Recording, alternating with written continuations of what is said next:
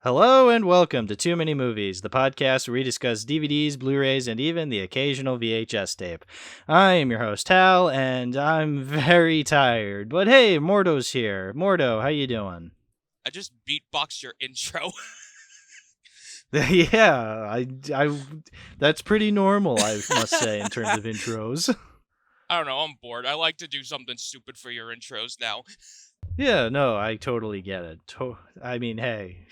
Well, hey, today's a very special episode. If you're here, ergo, that must mean we're talking about a couple of Nolan films, or at least one, but actually... No, we're talking about two.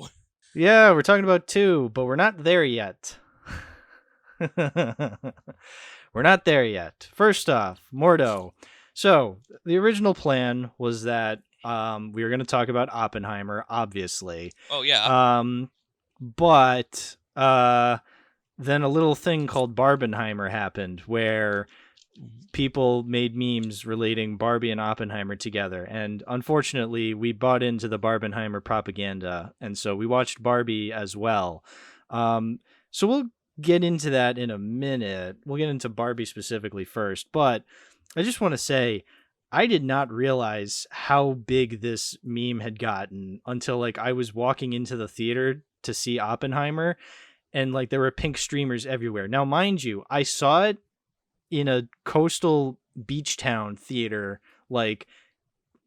so far away from regular culture, and I'm just like, oh my god, it's gotten this far.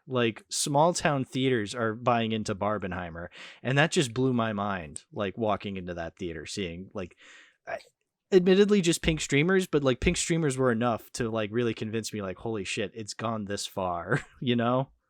Yeah, I mean, the best way I can describe it, and I'm sure everyone has said it, this is the Doom/Animal Crossing of cinema. Yeah, exactly. I've heard that before. New Horizons and Doom Eternal came out on the same day when that happened, and everyone was memeing about it. Yeah, exactly. And then here how it happens again with Barbenheimer. Exactly.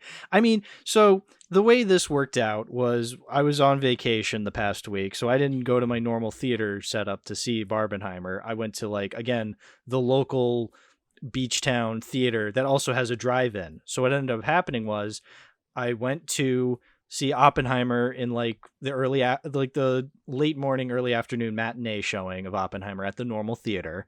And then later that night, I went to the drive-in to see Barbie that was playing a double feature of Barbie and Legally Blonde of all movies. Yeah, and you logged on your letterbox, and I had no idea what that was about.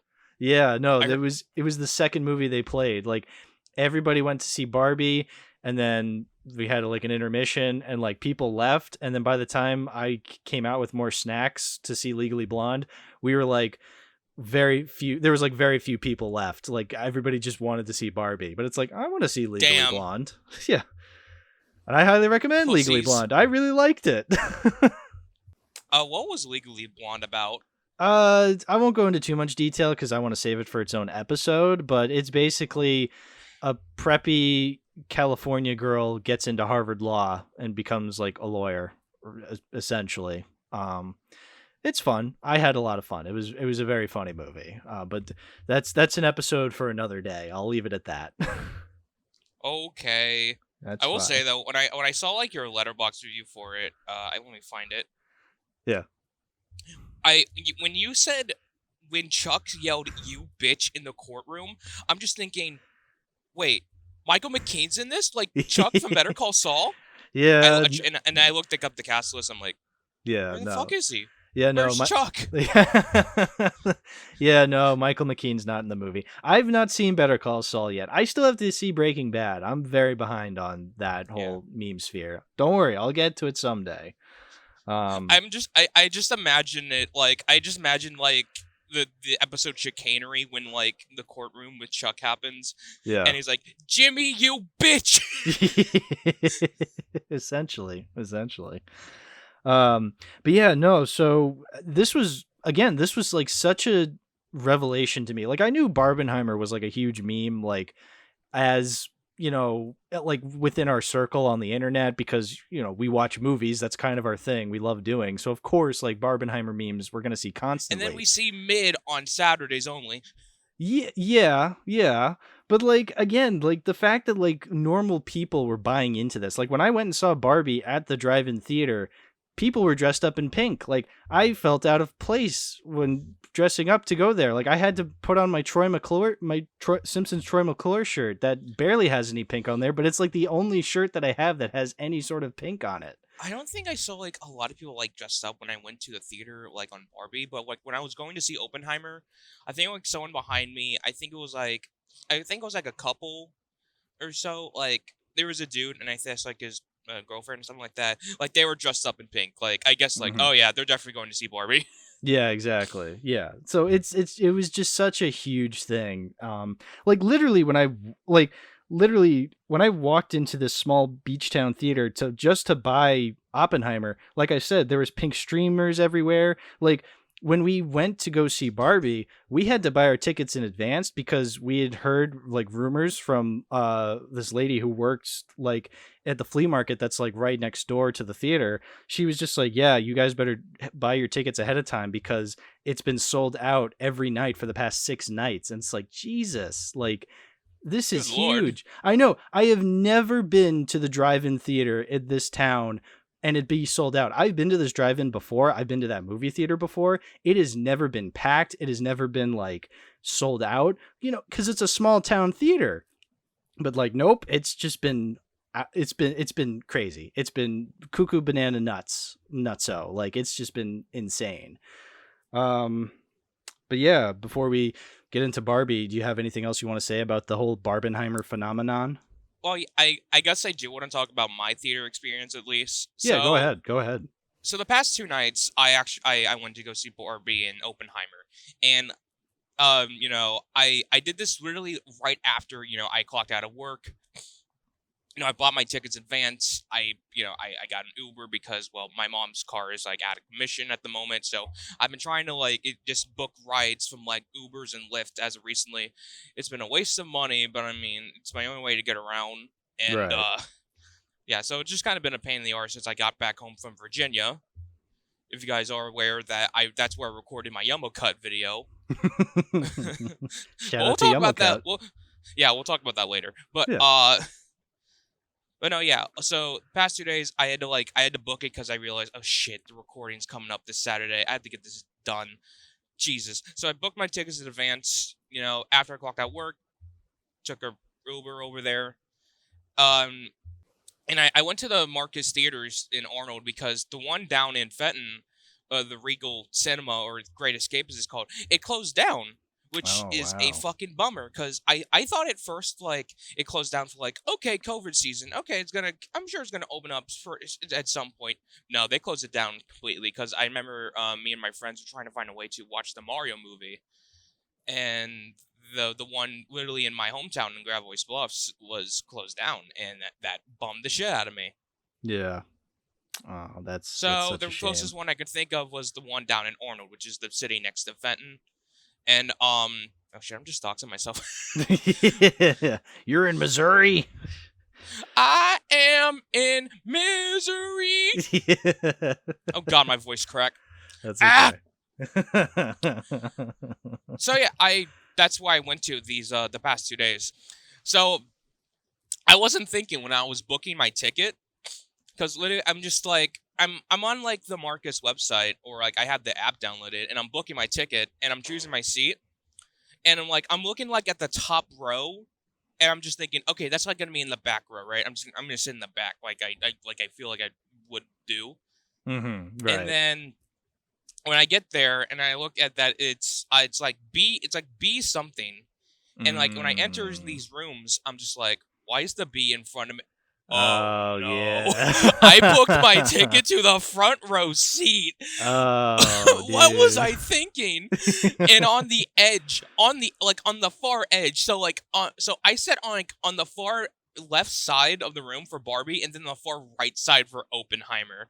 Oh, I man. didn't Well, Yeah. I didn't know, like, that's what it meant for the front row seat. I figured, like, wow, I looked at it on the site of just, like, how it shows, like, the map. I'm just like, okay, top is, like, the back row. Right.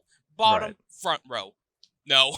Yeah. You really got to pay attention to where it says like screen on the map that it gives Yeah, you. Yeah. I don't think I saw the screen. I'm not Oh, sure, but interesting. I don't know. Maybe I was just blind, dumb. I don't know. Yeah. But I mean, and it's funny because sometimes like when you're watching it and like you're trying to like look at it, sometimes it looks like the eyes are like crooked. And you gotta like tilt your head just to like fix it. I'm like, okay, yeah, they don't look weird anymore. Yeah, I've had a couple of weird front row experiences. I think the most recent time I went to a movie theater and I had to sit in the front row because I literally had no other choice was when I went to go see No Way Home in theaters. Like, Oh literally, wow. the last four seats that weren't claimed, like me and my sisters claimed, and it was in the front row. And I just so happened to be in the one seat that was broken, so I wasn't able to recline at all. So that was just a miserable experience. But the movie was great, so I had fun Yeah. regardless. So I mean, that's what's most important. Like, even if even if sitting in the front row is a pain in the ass, as long as the movies are good, it doesn't matter at that point. Right. I will say though, for Oppenheimer, I didn't really do anything for Barbie because I just wanted to get out of the way. But Hmm. for Oppenheimer, like I dressed for the occasion. I cosplayed. I know, I I got my saw. yeah. Like I'll probably have like Pal show like a picture Yeah, on in video yeah, probably. yeah. But Send me a yeah, like picture so I can put it in the episode. so yeah, I grabbed my suit. I put on my light button shirt, and then like of course the fedora I have. It's or hat. It's nothing too fancy of a hat. Hmm. But yeah, I just grabbed that, just went to work, and after I clocked out, I just suited up and I walked out with it. Just think people would notice. I'm like, where the fuck did the suit and tie come from? Yeah, And like exactly. I'm just telling them, you're probably wondering why I'm dressed up like this. Yeah. And I'm like, and I told them I'm off to see Oppenheimer, and I think someone said, oh, I thought it was for like an Amish convention. Amish convention. Which I can kind of see where he got that, but I mean, he Yeah. did like he did like the outfit. So yeah, Yeah. I dressed the Good. occasion going for Oppenheimer. Excellent. Nice. Yeah. Yeah. I mean, like I said with Barbie, I was in my Troy McClure shirt because that's the only pink I had. I don't remember what I wore for Oppenheimer. I think it was just a standard T-shirt, just because I mean I didn't really have any. I didn't have a suit, so Damn. yeah. Wow. But yeah, One of these days, I'd really like to like cosplay as Shelby Leonard. I kid there you you not. go. Yeah. I Yeah. really want to do Totally. that. I just need to find like the right like suit for it because it's not like a black colored suit. No, it's like gray, and you're gonna need to like dye your Gray, hair blonde to get frosted brownish. tips. Oh God, There you go. I need a photo camera. That too. You need a Polaroid. Hmm. Totally. All right. Do you want to say anything else about the Barbenheimer experience before we talk about the movies themselves? No, I think what I'm 15 minutes into this recording. I think we should like I feel like we might as well just get right into it. I think so too. Yeah. So let's start with Barbie. So we both watched Barbie, and what did you think of Barbie, Mordo? God motherfucking damn. Yeah. I knew you were gonna say that. I'm just gonna say for anyone who does not have like a letterbox or has not seen my letterbox, all I said for this, all caps, what the fuck in 5 stars. Like I was like, bro was flabbergasted, and I don't mean that jokingly. Like I was flabbergasted. Yeah, no, I can't say I was like super shocked by the quality of the movie, but I had a good time. I think this was a very crowd-pleasing movie. I had a lot of fun. I saw it in a drive-in, so I saw it like sitting in front of my car like on this gigantic screen in the outdoors. It was awesome. Like viewing wise. Yeah, I think I'm with most people where like the good really is good to me. I don't really have major issues. I mean a couple issues I have, but like nothing that outright ruins the movie, like the whole experience for me, you know? Yeah, definitely. Yeah. So I do feel like there's some people out there saying like this is woke, and I'm like, shut the fuck up. oh yeah, no, totally. Like when I say I have issues, I'm not like one of those people that's just like, oh, it's anti-men. It's like, well, first of all, I think that's one of the dumbest arguments for this movie. It's like, do people like not really think for 1 second that you really can't make a movie that's anti-men and expect it to do this well? Like that's just such an idiotic mindset to Oh, have. did you forget the Ken's rise to power?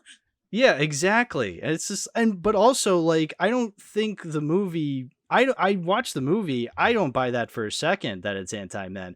I think it's a little weird in how it tackles like men's issues versus women's issues. Like I think obviously because it's a movie called Barbie, it takes the women's issues a lot more seriously. And I feel like the men's issues, it sort of just kind of makes jokes of more so than taking seriously. But I don't think that equates to it being anti-men.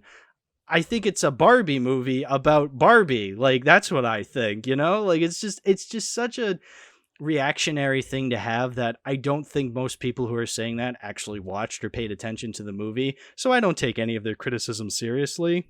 Yeah, I will say though, I think like when I was taking Uber to the theaters, and then someone asked me what am I going seeing, I told him it was Barbie, and I think he just said, "You sure you don't want to like pick up your little sister or something like that?" I'm like, I don't have a little sister. If anything, Yeah. she's a year older than me. Yeah, exactly. Yeah. I'm just saying, I'm just doing this for a podcast and for the whole Barbenheimer trend. Yeah. I'm doing it for the bit. I'm doing it for the bit.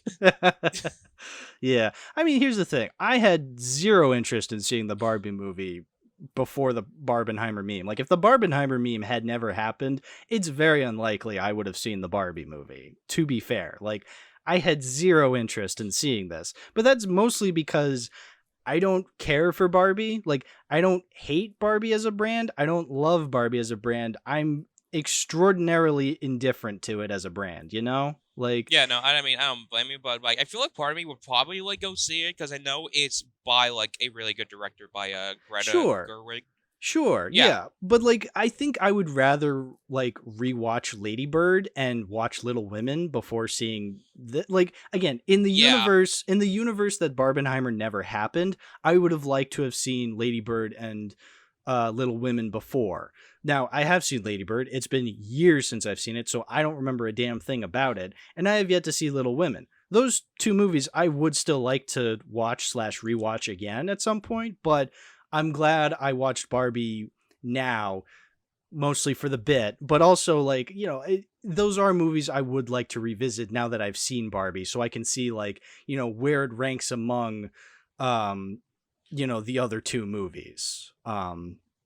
But yeah. I've not seen the other two movies, but I feel like after this, like I might give it a watch at some point.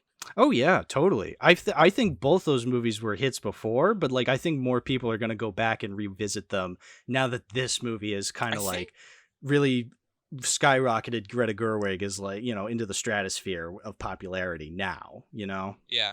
I feel like back then when it was first announced, I feel wasn't James like really intrigued into watching it because of Greta?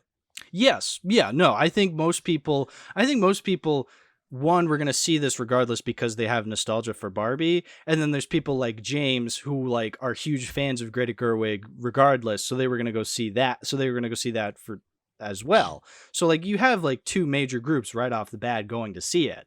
Whereas like Yeah. now because of the whole Barbenheimer meme, now that's like a bunch of different groups cuz now people are like, "Oh, I want to watch two movies for the bit," you know?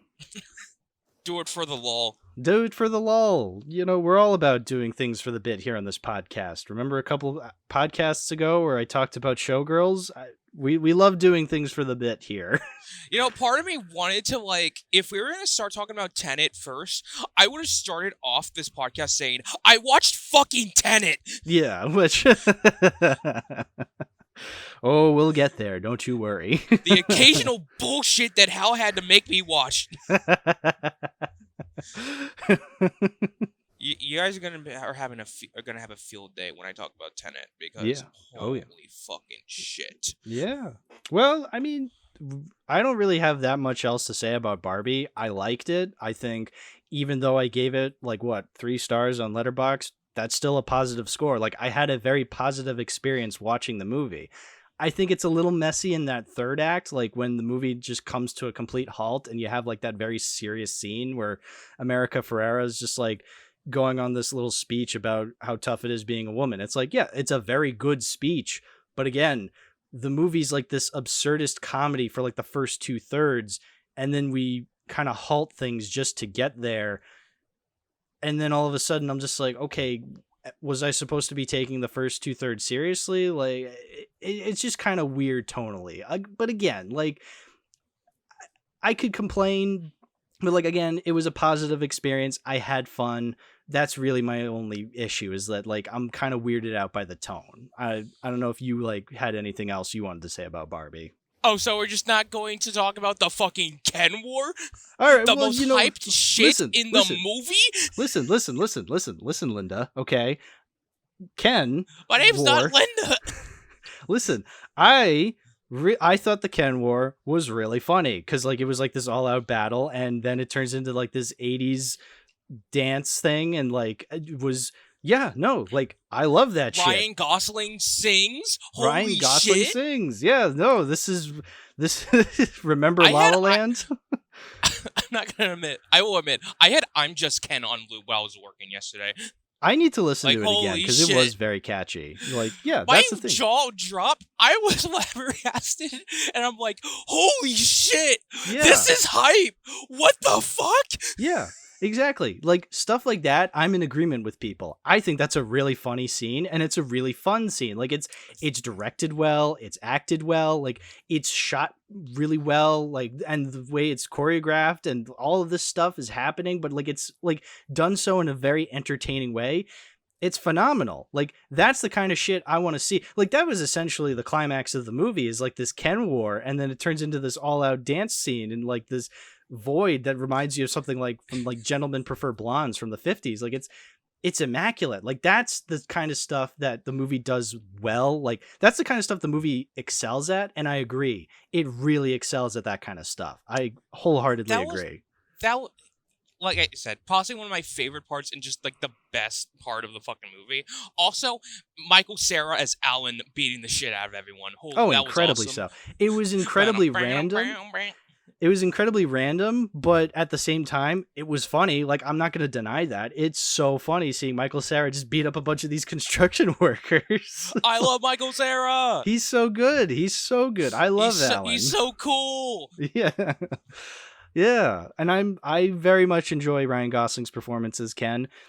People are saying there's Oscar buzz around him being nominated for Best Actor. I don't know if that's true, but if it is, I would wholeheartedly love to see that. That would be the funniest thing in the world. Like, even just honestly, nominate him. Honestly, I mean, if Ryan actually did more like singing stuff and like made an album, I'd listen to it. Yeah, I'd probably give it a listen. I feel like he has a great singing voice. Yeah. He knows how to do some good stuff. Like this is like on its own, this is like a really good song, and I would love to see him like do more singing stuff. He's that good at singing. Yeah. Like, damn, you have a hidden talent here, mate. It makes me excited to check out La La Land again, because that's a movie where he like was very musical. So that I'd love to revisit that. Oh god, imagine if Barbie had a musical adaptation. I mean, that's what I thought it was going to be. I just thought of that the other day. Just like, imagine that being like a Broadway musical. Yeah. Just seeing like I'm Just Ken live. That actually would be interesting. That would be very interesting to see. But I don't think I've seen a lot of Ryan Gosling movies, but like just seeing this was like one of his best performances. Yeah, no, this is definitely. I don't want to say it's very different, because I feel like he has been animated in other movies. I just haven't seen him. Like, I haven't seen The Nice Guys yet, but like the stuff he's most famous for is a lot of his like quiet and reserved roles. Stuff like Drive and Blade Runner 2049. Like, those are the movies that, like, you know, when you think of compelling Ryan Gosling performances, those are the movies you think of, which he's very good in those movies. Don't get me wrong. But like, you know, it is nice to see that he has such range where he can do something very reserved, quiet and reserved, like in Drive, but then also something like really out there and animated, like Ken in the Barbie movie. Like, the fact that he has this range is impressive. Yeah, exactly. So yeah, I'd love to see more of that. Yeah. Oh, and I should mention, what is it with Will Ferrell playing president antagonist? At first I thought it was like just a very obvious Lego movie reference, but I didn't really get that when watching the movie. Like I got that more so watching the trailers, that it was like a Lego movie reference, but then like here, I think they just wanted Will Ferrell in the role because he's like this whiny CEO type, and everyone was just like, let's hire Will Ferrell for that. It's like, yeah, and he works. Like I laughed, because he was just being ridiculous. I will say though, like, I don't know if like he was meant to be the antagonist, but like, I'm really glad like it doesn't show like he's like truly evil. No, he's just trying to make sure like this situation with Barbie in the real world doesn't get out of hand. Just bring her back. And then when it just happens, it's just okay.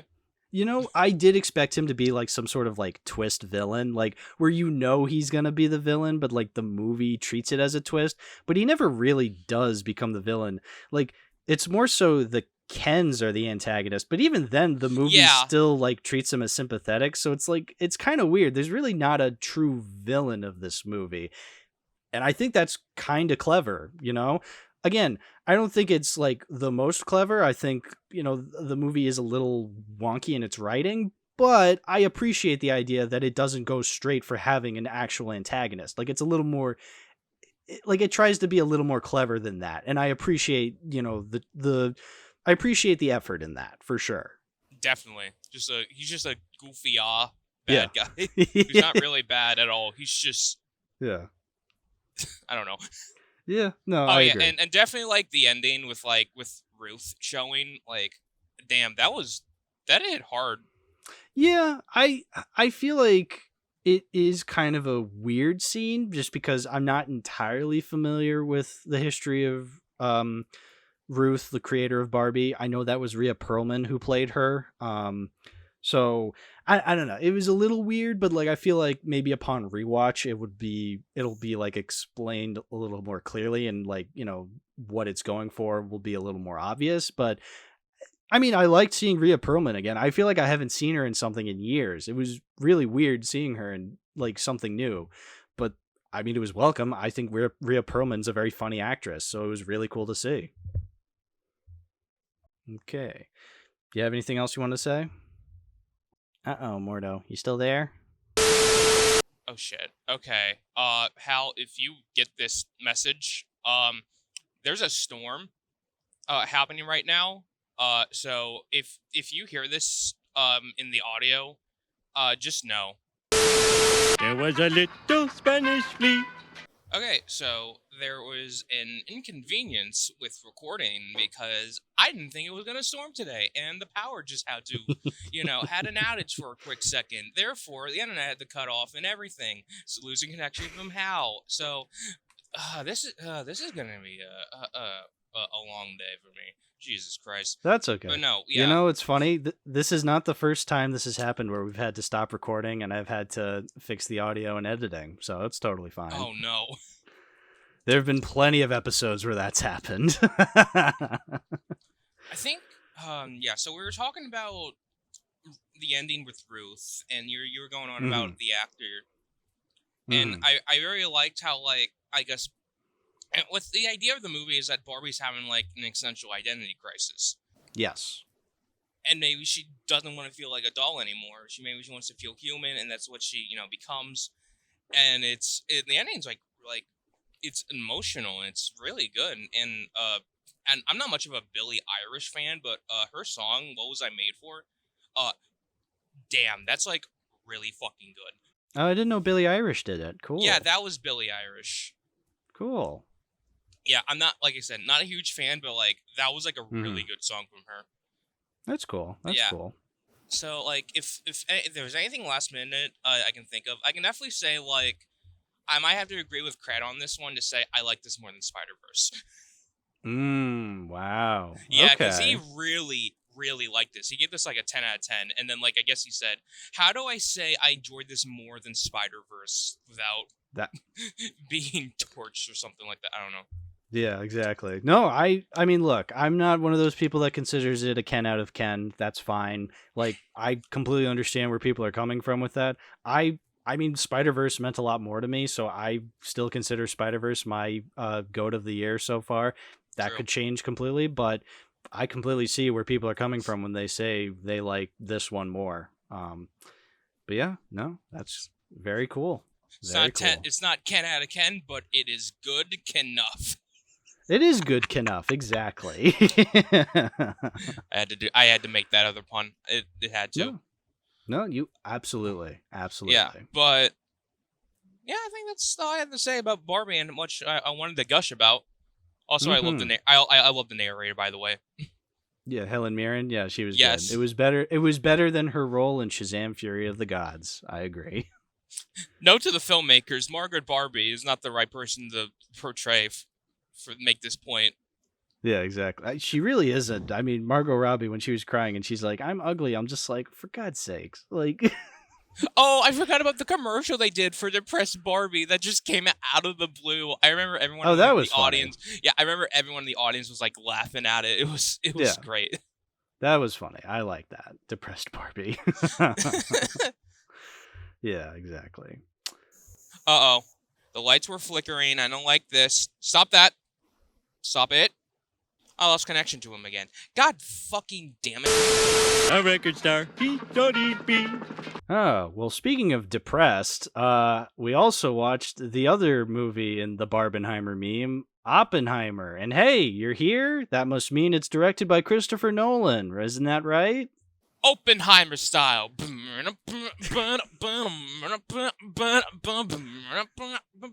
Oppenheimer style. Hey, sexy lady. Oh, shit. Are we recording again? Yeah, we are. Yeah.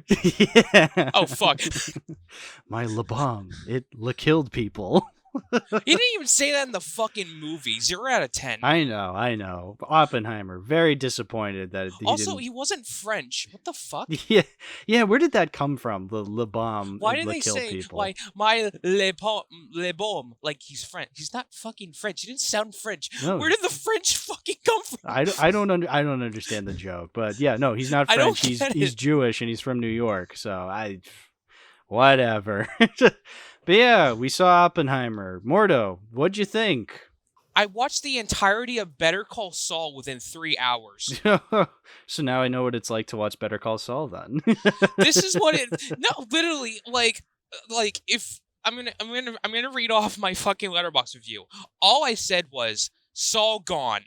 This was my Saul gone. Right. I was wondering what you meant by that, but now, I mean... And I will explain it as best as I can without spoiling Better Call Saul. Sure, please do. So, just like how the movie works, there are scenes where it plays out in color, and then there's scenes played out in black and white, which I assume the black and white stuff is like the epilogue stuff of after the events of the bomb, it's like the future part of the story, stuff like that. And so, yeah, and so with Better Call Saul, with each first episode of each season, there you have this black and white cold opening, and it's pretty much the epilogue events of Breaking Bad. Mm-hmm. This is like after the events of Breaking Bad happen, and this is what Saul's life is now. He's undercover. He's laying low, just being trying to not make him stand out under a different alias, working at Cinnabon. And then, of course, the last few episodes of the show takes place. It's all completely now just about the epilogue. Like, it's the last few episodes of season 6, and it's all in black and white. Okay. And I think, the last episode, Saul Gone, is pretty much the court trial with Saul confessing everything that has happened between his life before and during the events of Breaking Bad, and finally just breaking free of his Saul ego. Okay, cool, yeah. Careful now, but with Better Call that. Saul, it's Jimmy's. That's his real name, by the way. Mm-hmm. Jimmy's rise to power of trying to become like a lawyer, and like as it goes on, it's this rise to power of becoming it, and of course becoming the ego of Saul. And of course, season 6 is pretty much with his connection with the drug cartel. Finally, has consequences to his actions, and it kind of just mortifies him in a way, with everything crumbling down. Mm-hmm. And I think in a way with that, it's just like how Oppenheimer works. It's like Oppenheimer's rise to power to make the bomb. And after seeing the consequences of like affecting Hiroshima, he's mortified by it. Mm-hmm. That's an interesting way of looking at it. Yeah. Yeah. Yeah, no, so the way that I understand it, and I think Christopher Nolan has said this, is that the stuff in color is more so subjective and from Oppenheimer's perspective, whereas like the black and white is supposed to be like actual factual, like what happened in real life.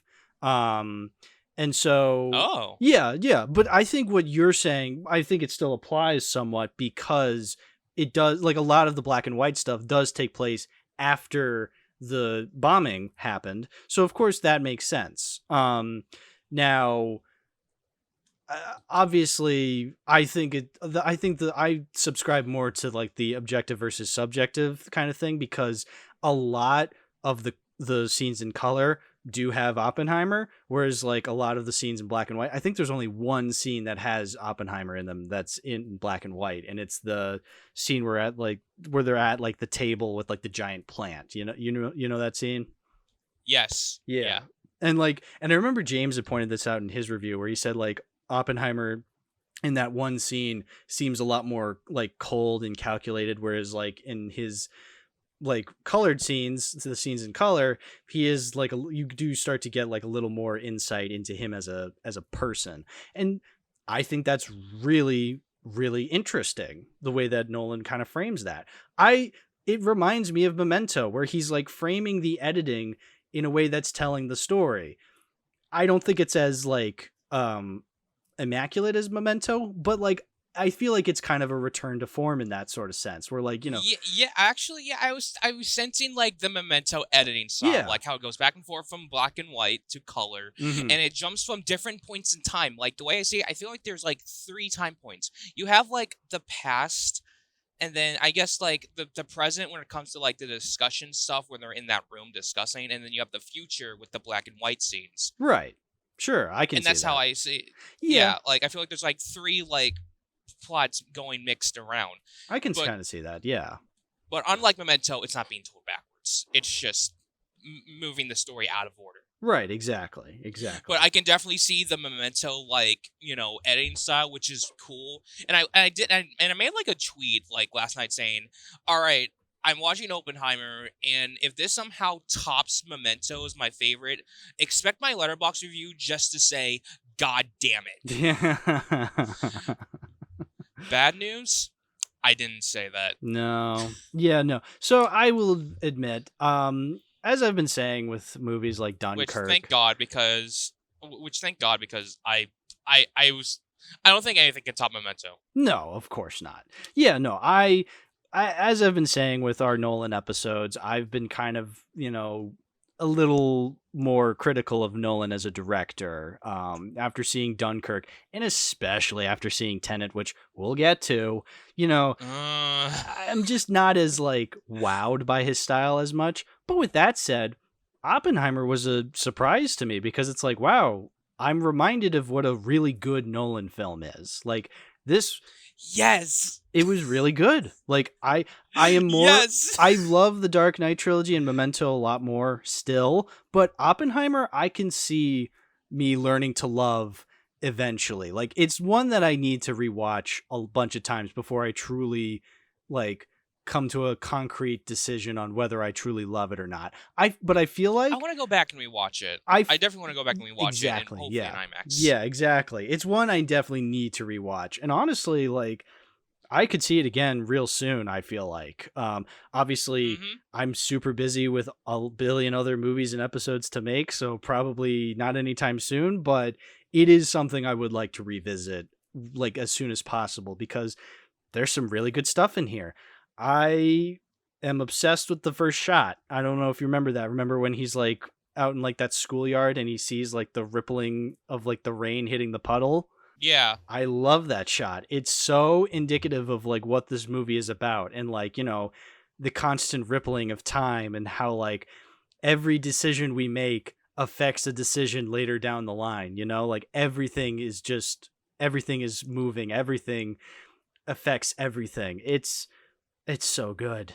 It's so good. Yeah. Like that's the kind of you know allegories I love seeing in movies. You know, it's subtle, but like it's so indicative of what the film stands for and its themes and messages. Definitely. I wanted to let's talk about the performances, ergo the million different actors that are in this movie. There are so many actors. There's so many. That's not Michael Caine, unfortunately. Yeah, this is the first Michael Caine-less Nolan movie in a long time, but they make up for it. It does feel weird, just like it's like it does feel weird because like at some points I'm like, am I watching a Nolan movie? And then part of me is just thinking, man, where's Caine? Is he safe? Is he all right?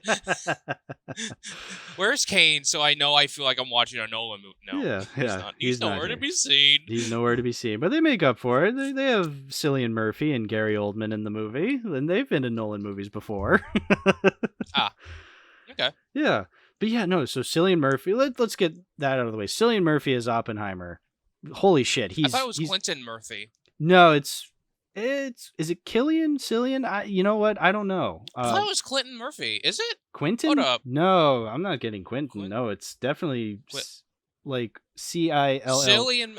Yeah. What? Oh my god, I'm stupid. Cillian Murphy. No, yeah, that's his. Wow, where did I think his name was Clinton Murphy from? I don't. Oh, Clinton. I thought you were saying Quentin. I'm just like, Quentin Tarantino. Am I saying? No, I don't know what I'm saying. But yeah, no. So Cillian Murphy or Killian. But the pronunciations seem really close. Yeah. No, I can definitely see that. But yeah, no. So he's really good as Oppenheimer. Like really. It's such a chameleon performance. I think where like, I mean, at first I recognize him because I know what Cillian Murphy looks like, but like. He's so good as Oppenheimer. Like he really blends into it as you go along. Like the way this he was looks. Definitely a step up from his role as a Scarecrow. Yeah, I like him as Scarecrow, but like he's really good. Like this is like really good. When it comes to like kind of makes me think stuff. Like these two are by the same fucking guy. There's no that's I know. impossible. I mean that just shows you how good of an actor he is. He's so good, and he really conveys so much. He really conveys so much. Just like. Fear and like especially in the later scenes where like you can tell he's really remorseful with the kind of stuff like the fact that he's made this bomb and like just how much of a toll that takes on a person, you know, like at first he's like a little weird because like you can tell he's definitely passionate about physics and or like quantum physics and like, you know, actually making this bomb and like really figuring out like the math that goes into making this atomic bomb. But like he's a dork essentially. Like he's such a nerd, but like in a good. I'm saying that in the nicest way. Like he's so intelligent in what he's doing. But like, and you definitely get the feeling that like he's a little. What's the word? He's a little ignorant about what he's doing because he's so focused on building this thing. You know.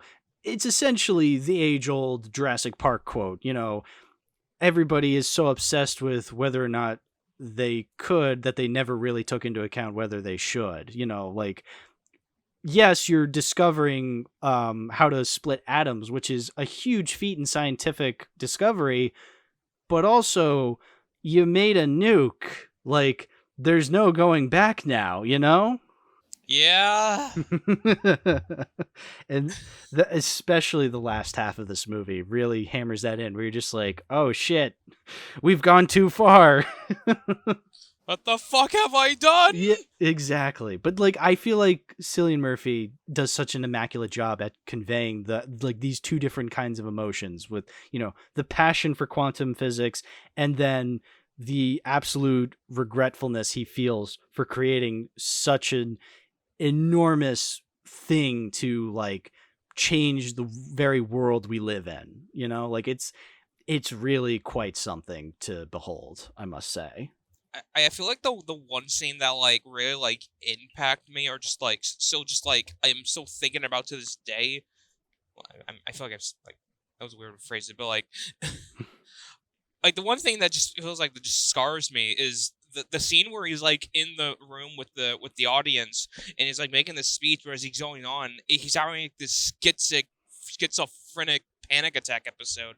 Yeah, I agree. That's a very like, it's an insane scene. How you're just, it's supposed to be like essentially a time for celebration, and here he is, just like essentially just feeling so burdened, and everybody, it's just so much for him. Like everybody's like screaming. I love the little details of when he's walking back and like he's seeing like the people like essentially cheering him on, but like some people look like they're crying and he interprets them as like suffering. Like it's really really cool to see, like the way that like Nolan kind of tweaks at the scene to like kind of show the difference in perspective. It's really cool. I love that. It's haunting, but like it's intriguing to see. Oh yeah, haunting yet intriguing. That's a very good way to describe not only just the scene, but like the whole movie essentially. No, yes, you definitely get that feeling. But yeah, he's really good. Robert Downey Jr. was really good in the movie. Finally, a role that's not Tony Stark. Yeah, a role that's not Tony Stark or Dr. Dolittle. No, yeah, he was really good. And not only was the makeup on him really good, where you barely recognize, like if you didn't know like that was Robert Downey Jr., you can kind of figure it out as the movie goes on. You're like, that's Robert Downey Jr. But like still, he does such a good job at like conveying this character who's kind of a piece of shit. Like as the movie goes on, you start to realize, oh shit. Oh yeah, you realize, oh yeah, is this the bad guy? He seems pissed at Oppenheimer. Yeah, like he's yelling and shit. Yeah, and it's fascinating because like they barely share any scenes together, Oppenheimer and Strauss, but like you still feel this like malice that Strauss has for Oppenheimer, and Oppenheimer essentially cares very little for Strauss. I feel like it's like a very one-sided beef, I feel like, but it's fascinating nonetheless to see. Indeed. Yeah. Oh god, there's just so many actors that I wanted to shout out, like Benny Safdie, Josh Hartnett, Rami Malek, Kenneth Branagh. Dane DeHaan was fucking awesome. Like Dane DeHaan, the embarrassing goblin from Amazing Spider-Man 2, he was great in this movie. Like that's insane. Alden Ehrenreich is in this movie. I feel like I couldn't tell like who's who, but like of course like I could tell like the obvious ones like Robert Downey Jr. I somehow figured out where Josh Peck is at. I'm like, Peck. Yep, there he is. Yeah, But I don't think I was able to find. I think like I found like Jack Quaid at like one scene and that was it. Oh, Jack. Oh yeah, Quaid. and then Roderick's in this, but I could not find where he's at or who the hell Matt Damon was. Yeah, well, Matt Damon is the general with like the mustache who's like badgering. Leslie Groves. Yeah, Leslie Groves. Yeah, so that's Matt Damon. Yeah, I did not know that was. I didn't know that was Matt Damon. Yeah. I'm sorry. I can only think of him as Aardvark Matt Damon. I know that's true. Yeah, that's the only face I recognize. You know what? And yeah, that's what he looks like. That's fascinating to me that you have such Schaeferless brain rot where you just when you hear Matt Damon you think of Aardvark Matt Damon. I just think, oh yeah, he looks like. I'm sure it looks like the facial feature of Aardvark Matt Damon. Yeah. What? What were they thinking? What was I thinking? Took him into my own firm. Exactly.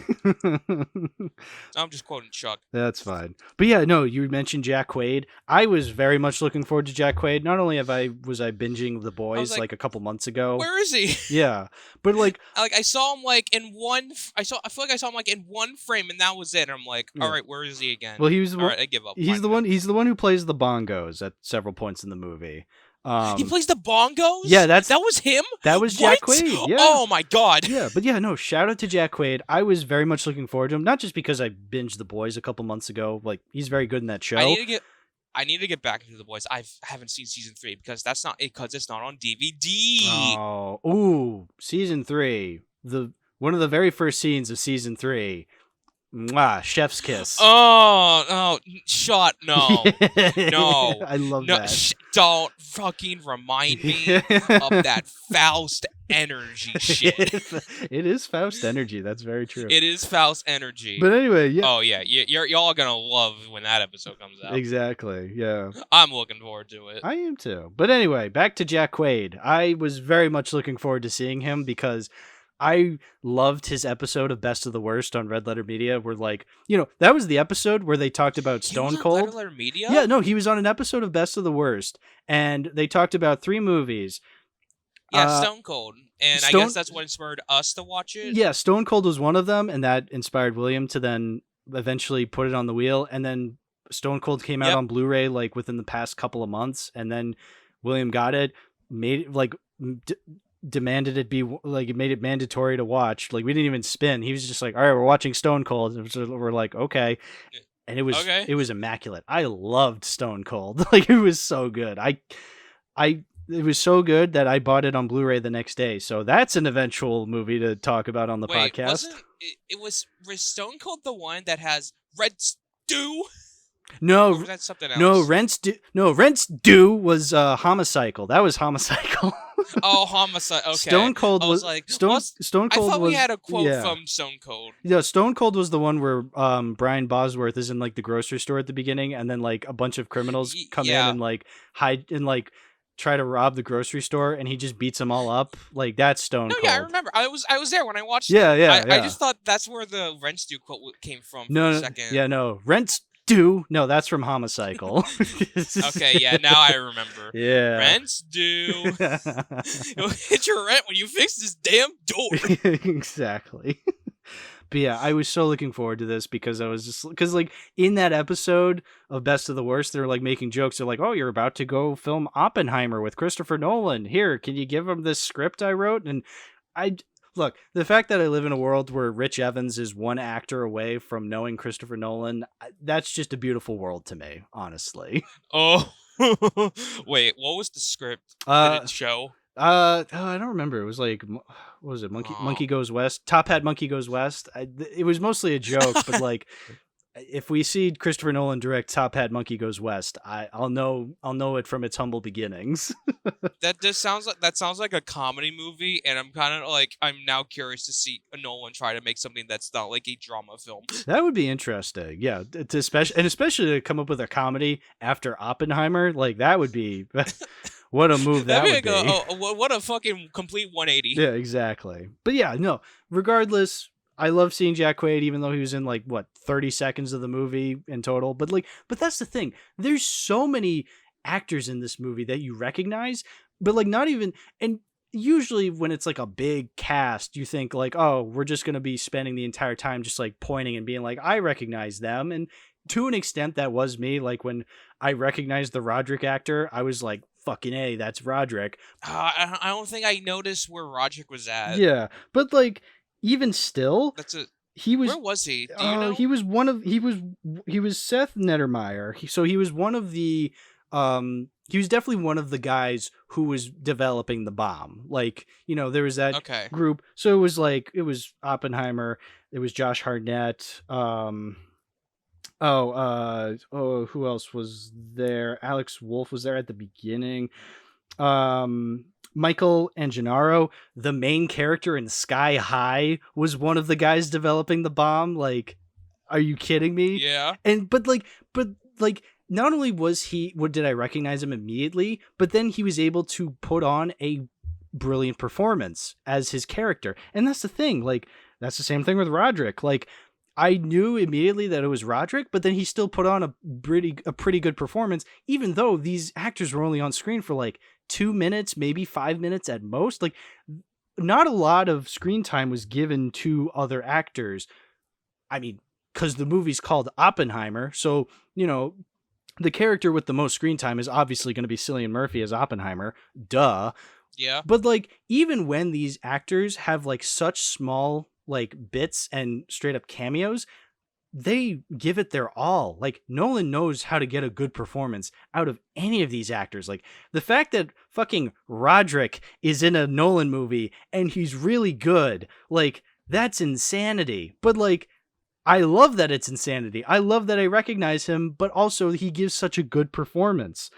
Like, You killed my father, you motherfucker! yeah, it's so engaging and it's so fascinating to watch. That was a quote from Saw, by the way. Yeah.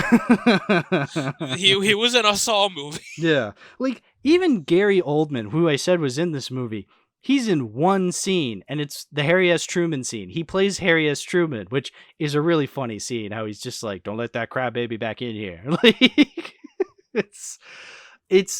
it's funny, but it's also insanely depressing because of the fact that, like, Oppenheimer's like, please, I must know, like, how much blood is on my hands. And he's just like, you think this is about you? You didn't approve of this bomb. I did. And you're just like, holy shit. Like, what a line. Like, it's supposed to be, like, a little reassuring, but, like, it's almost not in a way, you know? Yeah. But it's brilliant. Like, Gary Oldman, one scene, knocks it out of the park. How does he do it? Like, how do any of these actors do it? They're so good. I could. Mr. President, I have blood on my hands. Damn, that's crazy. Too bad I don't care. Yeah, exactly. Exactly. I guess I should talk about the actresses in this movie, like Emily Blunt as Kitty Oppenheimer and Florence Pugh as Jean Tatlock, which they were great. I thought Emily Blunt was really good in the movie. A little reserved. I mean, again, as James said, it is from Oppenheimer's perspective, so he doesn't really understand what Kitty's going through, and that's the point. So I totally get that. And then you get Florence Pugh as Jean Tatlock. That's the woman he sleeps with at first, and that's the actress who was like nude for like, well, nude, quote unquote. You just see her tits for like 15 seconds at maximum. I forgot. I came up with a quote because I came up with a dumb fucking quote because I remember in the first scene when they had sex, he had to say the infamous line, and here I am just like, now I've become sex, the destroyer of pussy. Oh, that's brilliant. Imagine you just have sex with someone, and after that you're just like, I've become death. Destroyer of worlds. Yeah, exactly. But yeah, no, she was great. I love Florence Pugh. She's a really good actress. She's I think Goldilocks and Puss in Boots. Really good performance in that movie. You know what, Al? I just remembered the fucking one scene where he's like in the discussion room, and out of nowhere he's fucking naked. Oh, that was brilliant. What? So, I was like, huh? Yeah, what the fuck? It definitely catches you off guard, and I like that it does because it's a great way to convey, like, he's pretty much like exposing himself to these guys. He's exposing his like inner darkest secrets, and like his wife is seeing it, and like she's viewing it as like, oh, that hussy you slept with once is still on your mind. Like, it's such brilliant visual filmmaking, visual storytelling. I kind of like hide under my hat for a moment. Yeah, it's like, oh, it is shocking. What the fuck? No, I don't feel comfortable. Yeah, no, it is so uncomfortable, but I love that it's so uncomfortable. It's like, yes, true, more of this, please. It's so good. Oh, so good. God, imagine oh God, I just imagine you had to like film that in front of everyone, and just imagine just like trying not to react. I feel like that's a testament to how good these actors are. Like, not only does Florence Pugh have to get completely naked and like rub her body up against a naked Cillian Murphy, like Cillian Murphy can't react to any of it. You know, he has to remain still because, you know, realistically in that scene, he's just sitting still. Whereas like Emily Blunt is like viewing this from her perspective. It's like, it's insanity, but like you kind of have to commend the actors for doing this and doing it with a straight face and doing it so well, so convincingly. Yeah, I know that's just so like, I can't imagine like how much it takes at the beat just to make sure everyone just feels completely dead silent, like you're not seeing this, and it's just totally everyday shit. Yeah, exactly. It's insanity, but I love that. Like, this is the kind of visual allegory and filmmaking and storytelling that I love seeing from Nolan. Like, this is the kind of stuff I love seeing from him. Like, not only, like, again, like I was saying with the references to Memento, how, like, you know, the editing is pretty much telling the story. and like it's evoking such feelings in that. I like that. Like that's the kind of stuff I want to see from Nolan.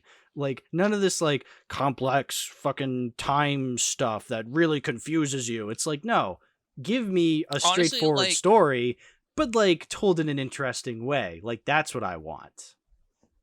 honestly, like seeing this completely right after Tenet, it really feels good Yeah. and definitely like a complete step up from that fucking embarrassment of a goddamn movie. Oh, you're really excited to talk Gee. about Tenet. I'm so excited, but I don't think I'm ready to like jump into it yet because holy shit, this music fucks. Oh, dude, the score of Oppenheimer. Mwah. Oh, the score. Not to bring I love it. not to bring up Tenet again, but it is the same composer who did the music for Tenet. But again, I feel like this is a much better score. It's so good. No, like I mean, like I'm sure he's a good composer. Oh, he and, is. and he did Tenet. I'm sure the music in Tenet was good, but I don't think it really like clicked with me as much. And then when he did Oppenheimer, dude, that was a fucking step up. Like, Yeah. damn, Yeah. actual like music that I am just intrigued in. Yeah, Ludwig Göransson. He's done music for a lot of movies. He most famously did the score for Black Panther. He did the score for Venom. He did? He did. Do you think he? Oh God, do you, what a! Do you think he what a composed? Do you think he composed the Eminem Venom song? No, because that was Eminem. That's okay. That's true. But yeah, no, it's Wait, actually, no. Hold on. I mean, I don't know. Yeah. Like, let's see, Venom song by Eminem. Because I don't think like Eminem does like the music. He just raps. Yeah, he just raps. Yeah. So, is there like a way I can find like info on? Oh, cool. There's a Wikipedia article for this. Okay, so. Yeah, I don't see him listed. Okay. Sadly. No. Well, That's a shame. Regardless, That'd be funny though. I mean, look, we can't always demand perfection of him creating the Eminem song, but you know what? Making the Oppenheimer score is good enough, in my opinion. Definitely.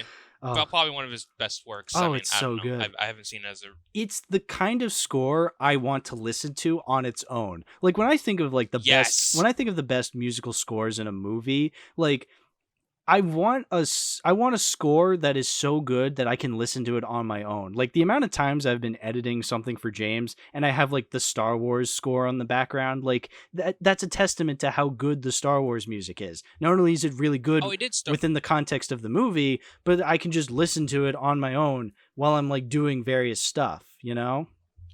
He did Star Wars music? He did. Wait. No, I'm just saying, like in general, like when it comes to like movie scores. So like John Williams did the score for Star Wars, you know.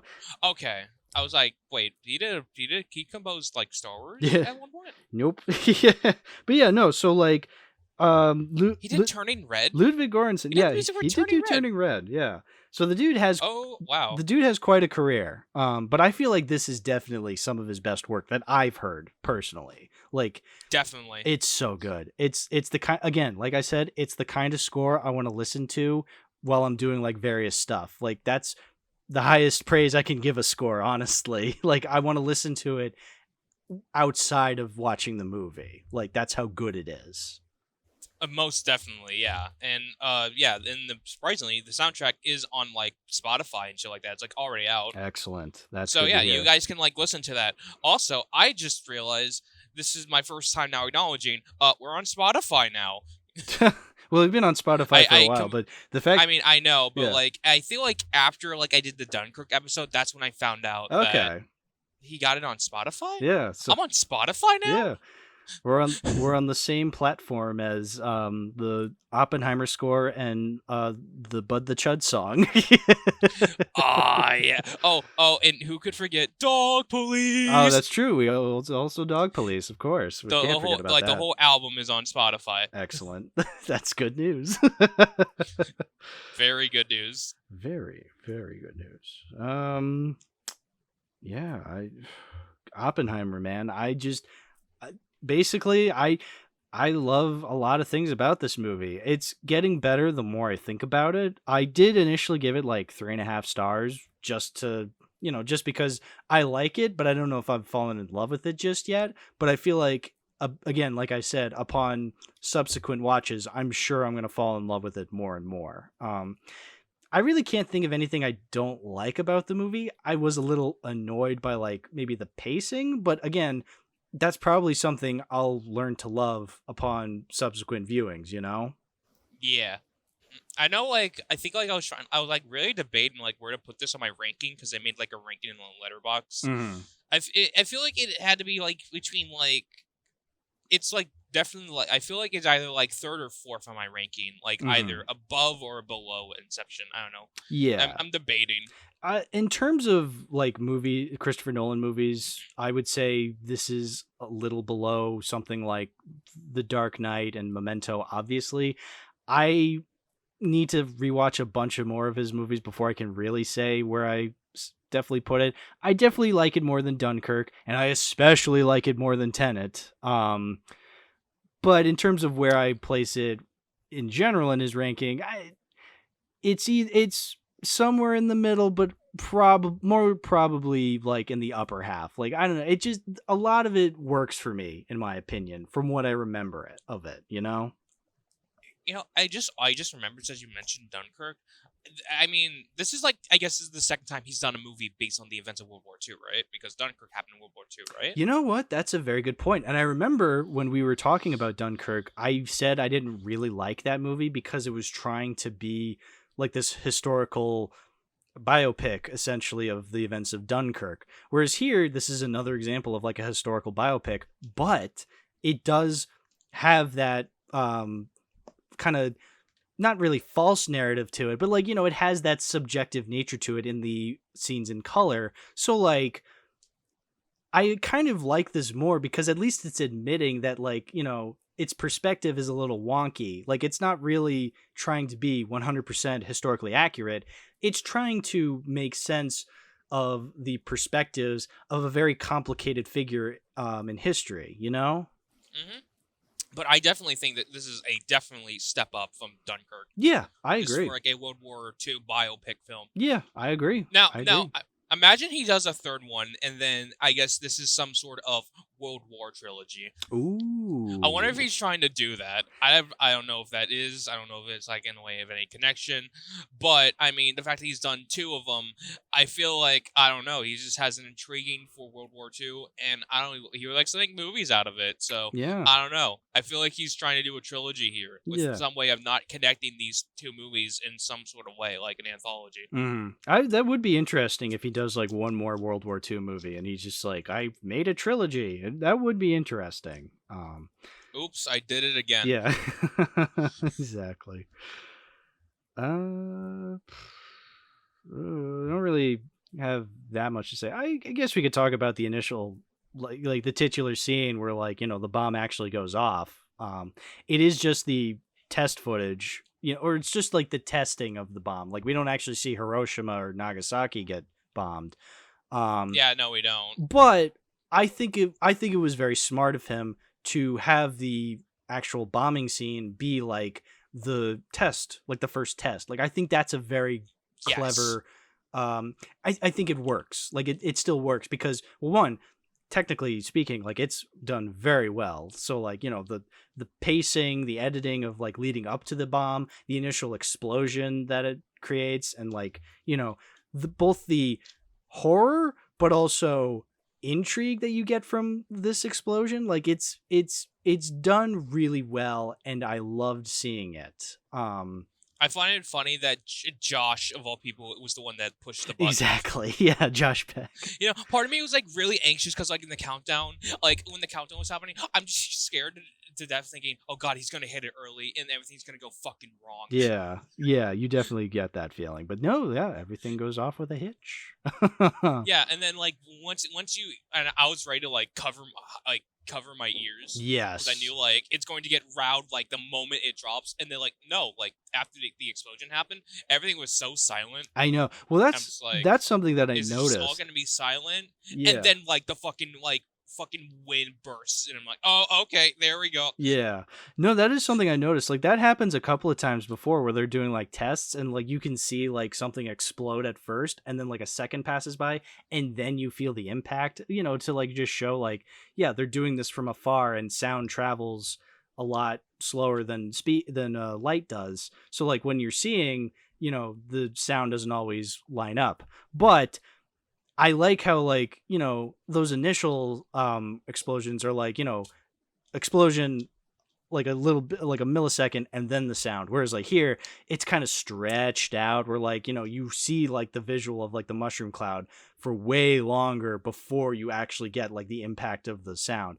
I mean, I think that's supposed to signify the absolute like monolithic realism. I think it's supposed to be realism, but I think it's also supposed to just show like how monolithic and gigantic this explosion is.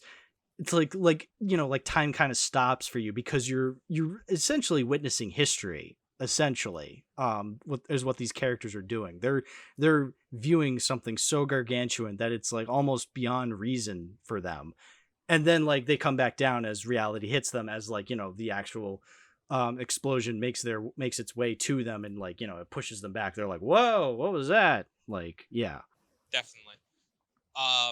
I guess now I get the feeling with like thunderstorms now. Like you see lightning, you don't hear anything until like a few seconds after, and then it's just like boom. Yeah, it's like, okay, exactly. Well, again, I think I get the gist of with this sort of things happen now. Yeah, exactly. I mean, again, light travels faster than sound, so like you see it before you hear it. Like, yeah, no, that's completely true. Completely true. Damn, this was quite a fireworks show that they were having. Yeah, exactly. I just find it funny how like everyone was like gathering around, like just watching the explosion, like it's like a fireworks show. Yeah. Meanwhile, it's an atomic bomb. Like the radiation was enormous. So like, yeah. But it's I love the bombing scene. I think it was done beautifully, which is a weird word to use when describing a bombing scene, but you know what I mean. Like for those of you who see that, people like talking about how Nolan used like an actual bomb to like film this. So that's what's weird. He claims that there was no CGI done on the bombing scene, but like there was still VFX done on it. I'm sure. I don't know how much I want to believe. Like for actual sake, I don't believe he used an actual nuke. Like, I don't think any filmmaker can get access to a real nuke unless it's like, stock footage of like, test footage. I think that's the extent of actual nukes filmmakers can use in movies, is just like stock footage of old testings of bombs. So I think what happened though is like he used some sort of explosive that can cause like a bit of a mushroom cloud like that, but then they added like VFX to make it look a lot more atomic. Like I think that's what happened. Like you can't use a real bomb like that. So but I feel like, the way they still implemented the VFX, it still looks really convincing. Like that's the thing. Like it's not an entirely CGI explosion. I don't know if I believe that. But there was definitely like technical stuff done on it in post-production. I believe that. I mean, if you try to like use like an actual like explosive than like CGI, like I gotta give him props for like not wanting to use CGI and like go like the cheap easy way out and try to be like actually like legitimate with like the visual of it. Yeah, no, and absolutely. I think that's something I like about Nolan. Like he really wants to make this feel, actually like engaging and not like feel like CG or animated. Just like you're watching like a real thing here. Yeah, no, I'm not one of those people that's like entirely anti CGI. Like I'm okay if a movie uses CGI to like enhance something or do something that's impossible to do in real life. But like when when it's The Flash and like 90% of the movies in CGI, you're just like, all right, dude, like you could have done this practically a lot more. So that's why it's nice to watch something like Oppenheimer, which a lot of it is practical. Like there's sets, there's actual, and even Barbie does that. Like there's yes, there's CGI done in Barbie, but Barbie also has sets and set design and costumes and stuff like that. Like it actually looks real, and so it's convincing you. Again, whereas The Flash doesn't, because it's The Flash. But yeah, no, I agree. I think the practical effects in this movie are done like Okay, well, beautifully. the difference is with that is that Barbie and Oppenheimer were done by two great directors. Why did I keep actors? Directors. Fuck. Yeah. And then The Flash was made by a studio, essentially. Yeah, that's the best way to put it. Yeah. Oh, The Flash. Baby in a microwave movie. Yeah, I'm man. Yeah, exactly. Yeah, and Black Scarab. The Black Scarab.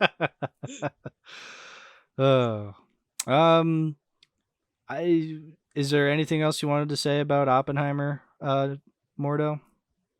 Heisenberg was mentioned. Heisenberg was mentioned. Yeah, that I recognize the actor who played the guy named Heisenberg. He's what's his name? Matthias Schwiergor,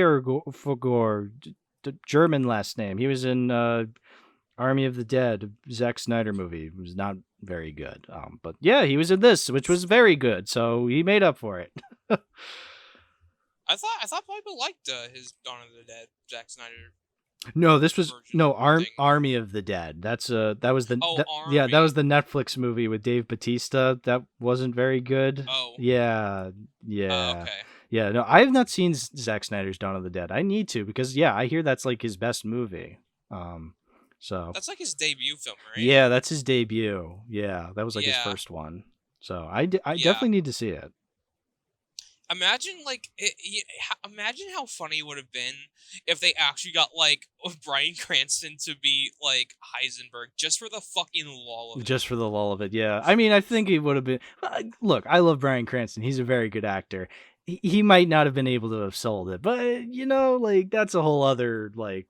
We'll never know because he wasn't in the movie, so it's entirely possible. Like I would have lulled regardless of how it would have been seen in the movie. Yeah. Oh, actually, just seeing Bryan Cranston in a Nolan movie would be interesting. That would be interesting. See how that would turn out. Yeah, I would love to see that Bryan Cranston in a Nolan movie. I would love to see that. Mm-hmm. And then the podcast would just make a bunch of fucking Breaking Bad jokes. Yeah, exactly. Then I'd have to actually see Breaking Bad. I'm getting to it. I swear. I'm just so busy. Ugh. It's okay. I get it. You're watching Sopranos. You're in your Sopranos phase. I still am in my Sopranos arc. I finished Sopranos, but I will never leave my Sopranos arc because it just meant that much to me. Oh my god. Wait. Hold on. I just found like a fucking meme on Twitter. Yeah. I hold on. Let me paste it. Yeah, paste it.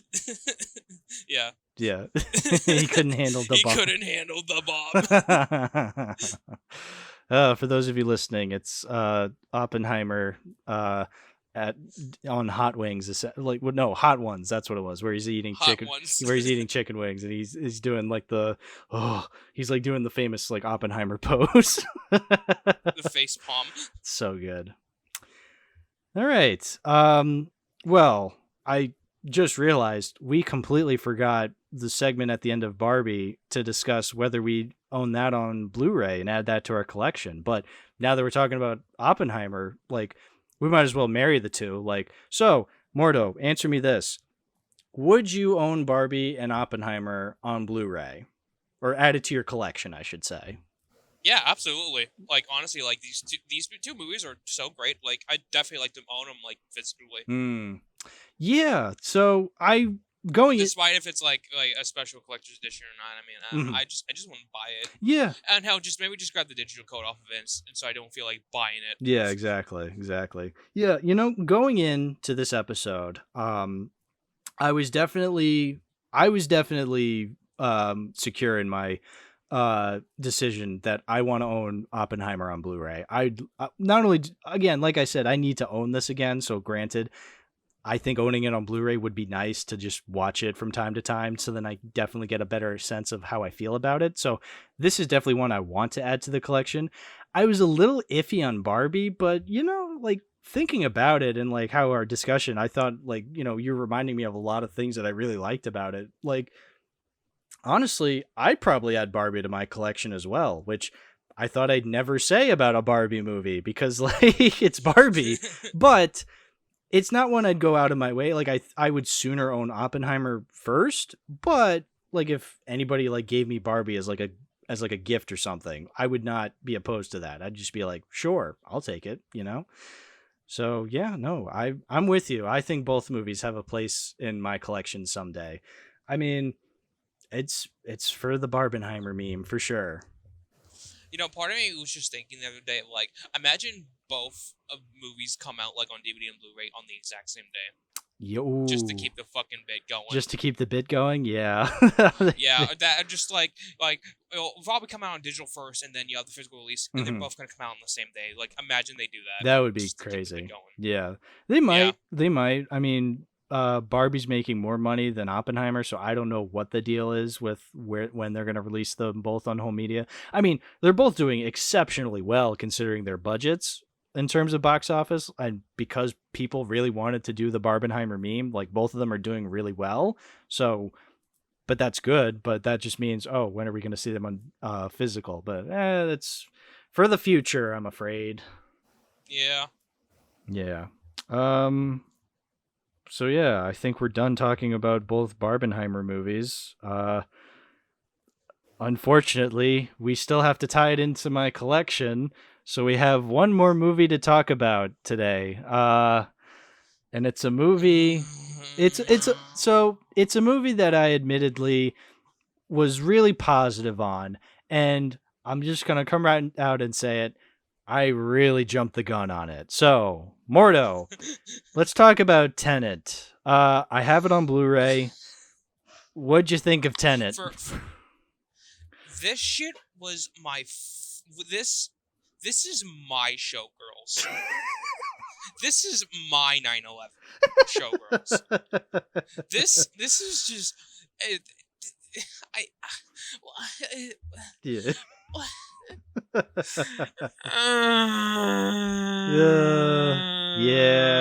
Yeah. So, I mean, let's start off with saying that this was, up until Oppenheimer recently, this was Nolan's like most recent movie, because this came out in 2020. And at first it was like really getting its ass beat from the different pushing back the release dates, because, well, I don't know if you guys remember, a little something something happened in 2020 that had to push back a whole bunch of movies. So, like, yeah, Brovid happened, in which case Tenet had to be pushed back along with a billion other movies. But out of all these movies that got pushed back, Tenet was like the first one to come out normally. And so when we were allowed to go back in theaters, I believe it was like September of 2020 is when it like officially came out. And I remember actively going to see it in theaters. And I remember being there and just being like, oh, I'm back in the theater. This is amazing. This is intense. And then I watched the movie, and for some reason I had a good time, which is weird looking back, because upon watching it again, I'm just like, what was I getting out of this? I think this is just, because I don't really remember, but I think it's really just, I was just caught up in like the whole, oh, I'm back in a theater kind of mindset. And so then as I'm watching it, I'm like, some things don't really make sense, but I'm sure upon rewatch, they'll get better. But I watched it again. It did not get better. If anything, it got worse, like significantly. So I know this. So this was your first time watching it, right? Yes. Right. So, and for once we watched this together. Yeah, we did. Yeah.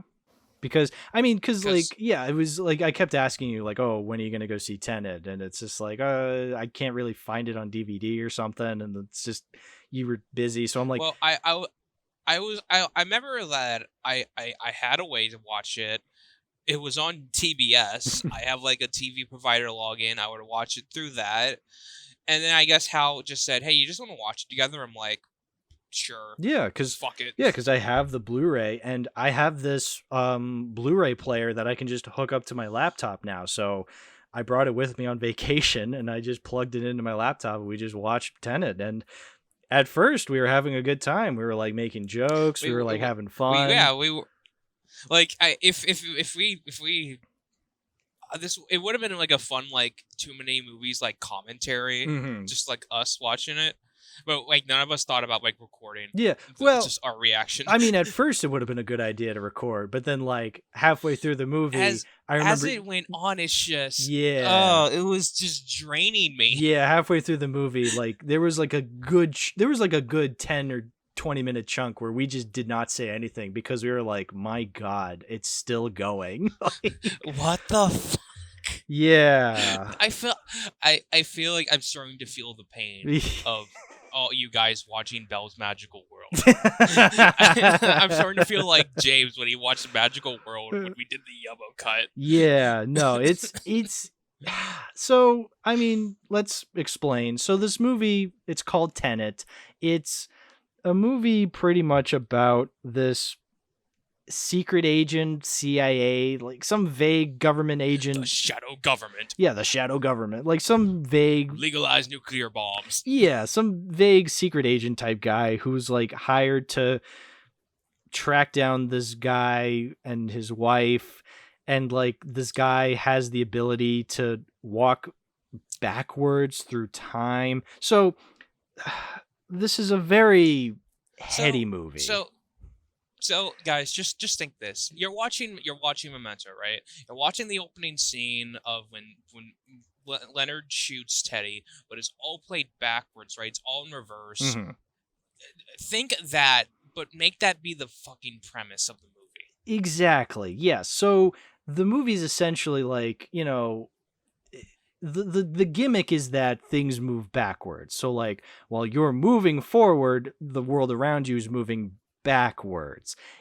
It's a really difficult concept to film, I think. And well, as this movie proves, yeah, it's insanely difficult. So difficult, you kind of have to wonder, maybe they shouldn't have done it. Like maybe this was a little too far, Nolan, you know? Like it because you just can't help thinking about the ramifications of like how this actually makes sense, because it doesn't, because you're just like, okay, so he goes backwards, but the world around him is backwards, but he's moving forward. But like, does he age? Does he not age?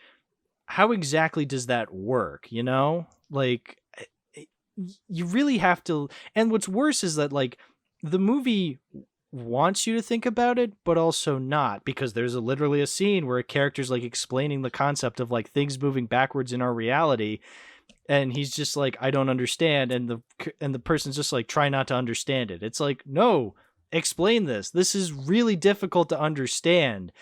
And the fact that you're not explaining it kind of makes the movie worse, because it's like, okay, you don't care to explain it. Why should I care to just watch it then, you know? I feel like the more I think about this movie, the more I just hate it. Like, I mean, I don't. Well, okay, well, it's just strong. I mean, I don't hate it. I feel like there is good moments, but Yeah, this is a mediocre film. oh my God, incredibly so. Yeah, no, so here's the thing. It's like, in terms of like acting and directing and cinematography and music, it's pretty good. Like it's a Nolan movie. Like the dude knows how to make a movie, and like he knows how to shoot a scene. And like I will admit, whenever John David Washington, the protagonist, which, oh, by the way, that's his name in the movie, the protagonist. He doesn't have a name. He doesn't He's have a just name. the protagonist. What the fuck? Which I feel like that's just the quote mob. I'm the protagonist of my own life. Yeah, I feel like, I guess the movie's trying to be meta, but like, I don't know. It's just, it's Nolan taking on meta, and I don't think he knows how to do it properly, because it just seems kind of awkward. But yeah, no, like, and I will admit, like, every time he's in the world when it's backwards and he's moving forward, like, that stuff is shot really well. Like, you have to do so much planning, meticulous planning, and making the world whenever it's moving backwards and him moving forwards look natural. And that looks really cool. Like, and a lot of the fight scenes are really well choreographed, where like it's convincing, where you're just like, okay, yeah, this looks really cool. But once you try to think about the movie, it's like, that's when it starts to fall apart. You're just like, okay, this looks cool, but I don't really feel like it's cool, you know? Yeah. And then like the Raider half, like don't they like go to Vietnam? And I'm like, where does that plot line came from? Yeah, so Or like they have they're in the desert or some shit yeah, like they're that? in some And, sort like, of desert, what? and like half the group is led by John David Washington and Aaron Taylor Johnson, where they're going forward, and then Robert Pattinson is part of the group that's going backwards. It's really weird, and like you're just not really caught up, or it's just really hard to follow because you're just like, how does any of this work? Like, there's that one shot that like the movie's really proud of, where like um from John David Washington's perspective, the bottom half of a building blows up, and then like the top of And it then falls. like top half, like Yeah, yeah. but then in the reverse world, on its own, like okay, yeah, that looks cool. yeah, I guess. it's a very cool concept. How like a building falls down, and then like in the reverse world, it goes back up, and the top half explodes. Like, yeah, that's really cool, but it doesn't make any sense because you're just like, okay, so wait, did it reverse in the reverse world, or did it explode? Like, you're trying really hard to really grasp what this movie is trying to portray, and you're lost because you're just like, all right, how does that make any sense? Like, and that's the biggest problem with this movie. Its concept is way too complicated to just simply have it.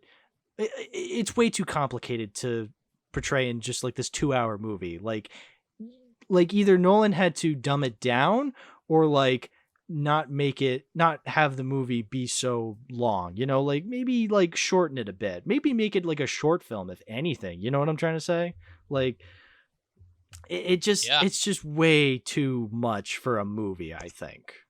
Especially with like the concept of like just it's stuff going backwards. Yeah. I feel like in a way, like this thing feels like it's trying to be like a spiritual successor to Memento. Exactly. But you're doing it wrong. Right. It's taking it too seriously, or it's taking it too literally. With Memento, it wasn't about a story. It wasn't about like time going backwards. It's about telling a story backwards. Right. Exactly. Yeah. No. Memento works because, well, one, the story is so simple. It's about a guy trying to find the murderer who murdered his wife. The complexities of that story come in the editing, and then eventually, like in the ending, when like you start to realize, oh, how much of this is real. Like, that's where the complexities of the storytelling come in. But like at the very base core, it's a very simple story of a guy trying to avenge the death of his wife.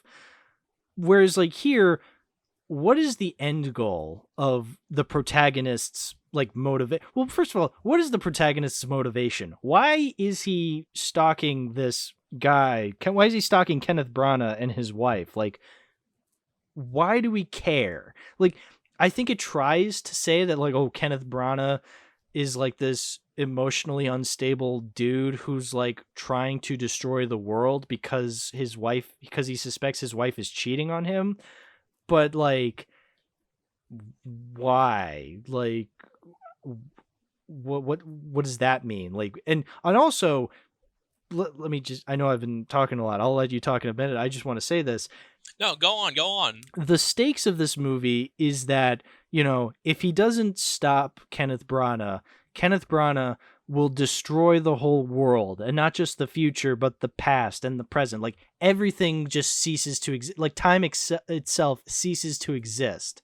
And you're just like, okay, those are the stakes, but realistically think about it.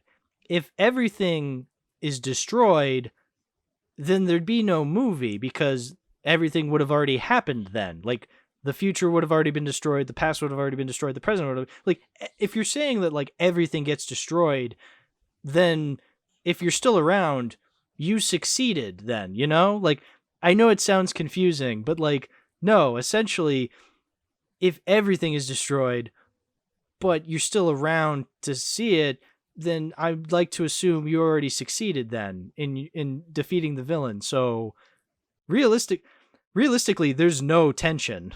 Imagine like that happens. Like he actually like went through with it and everything like gets destroyed. The movie just self-destructs as you're watching it. Yeah, it just immediately cuts to black, and then it says, like, written and directed by Christopher Nolan. It's like...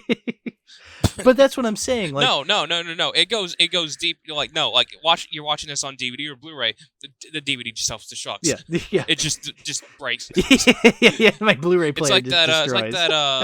It's like that Flex Play shit that, like, you rent a movie, you use the disc for 2 days, and then, like, it just you can't use it anymore. Yeah, exactly.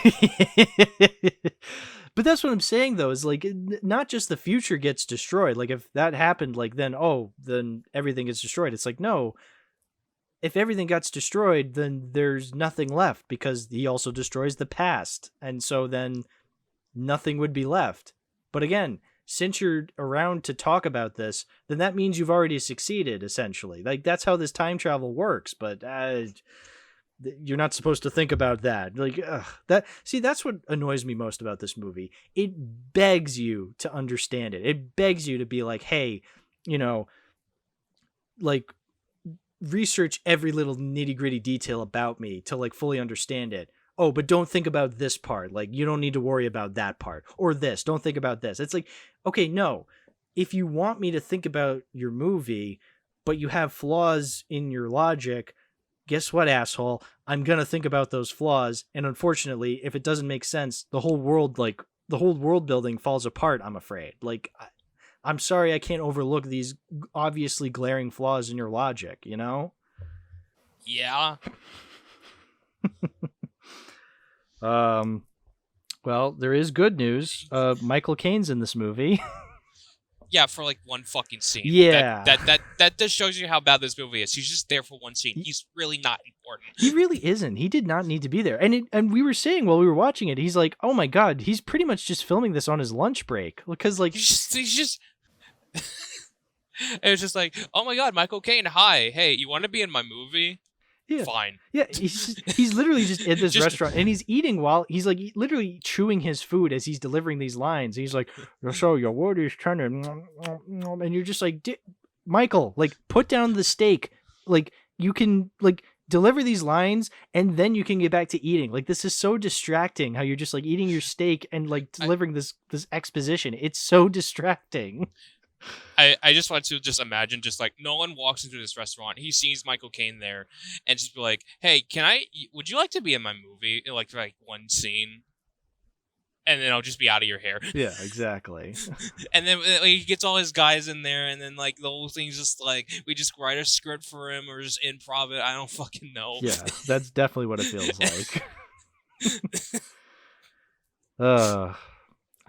I mean, the only other positive note I can remember is, well, that one scene where, like, where, like, John David Washington walks into the kitchen, and, like, there's a whole bunch of, like, hired goons, and he's just like, I ordered my hot sauce an hour ago, and it's like, oh, comedy. Oh yeah, then we made that, like, the running joke where it's like, okay, the story is about a guy who wants his hot sauce. Yeah, well, because, like, that's literally. But people are using but then there's people that just use the Force, but with guns. Yeah, exactly. But, like, that's the thing. That is the only time in the movie where there's, like, a smidgen of comedy, because, like, the rest of the movie is just these dudes talking to one another, and they're so serious. They have, like, sticks up their butts. You're just like, dude, it's such a movie that takes itself way too seriously that, like, this one scene of him being like, I ordered my hot sauce an hour ago, it, like, kind of catches you off guard, because you're just like, was that a joke? Like, there have not been jokes in this movie thus far, and there never will be. That reminds me of, like, a quote in Xenoblade where, like, Dunban's like when they're about to get attacked by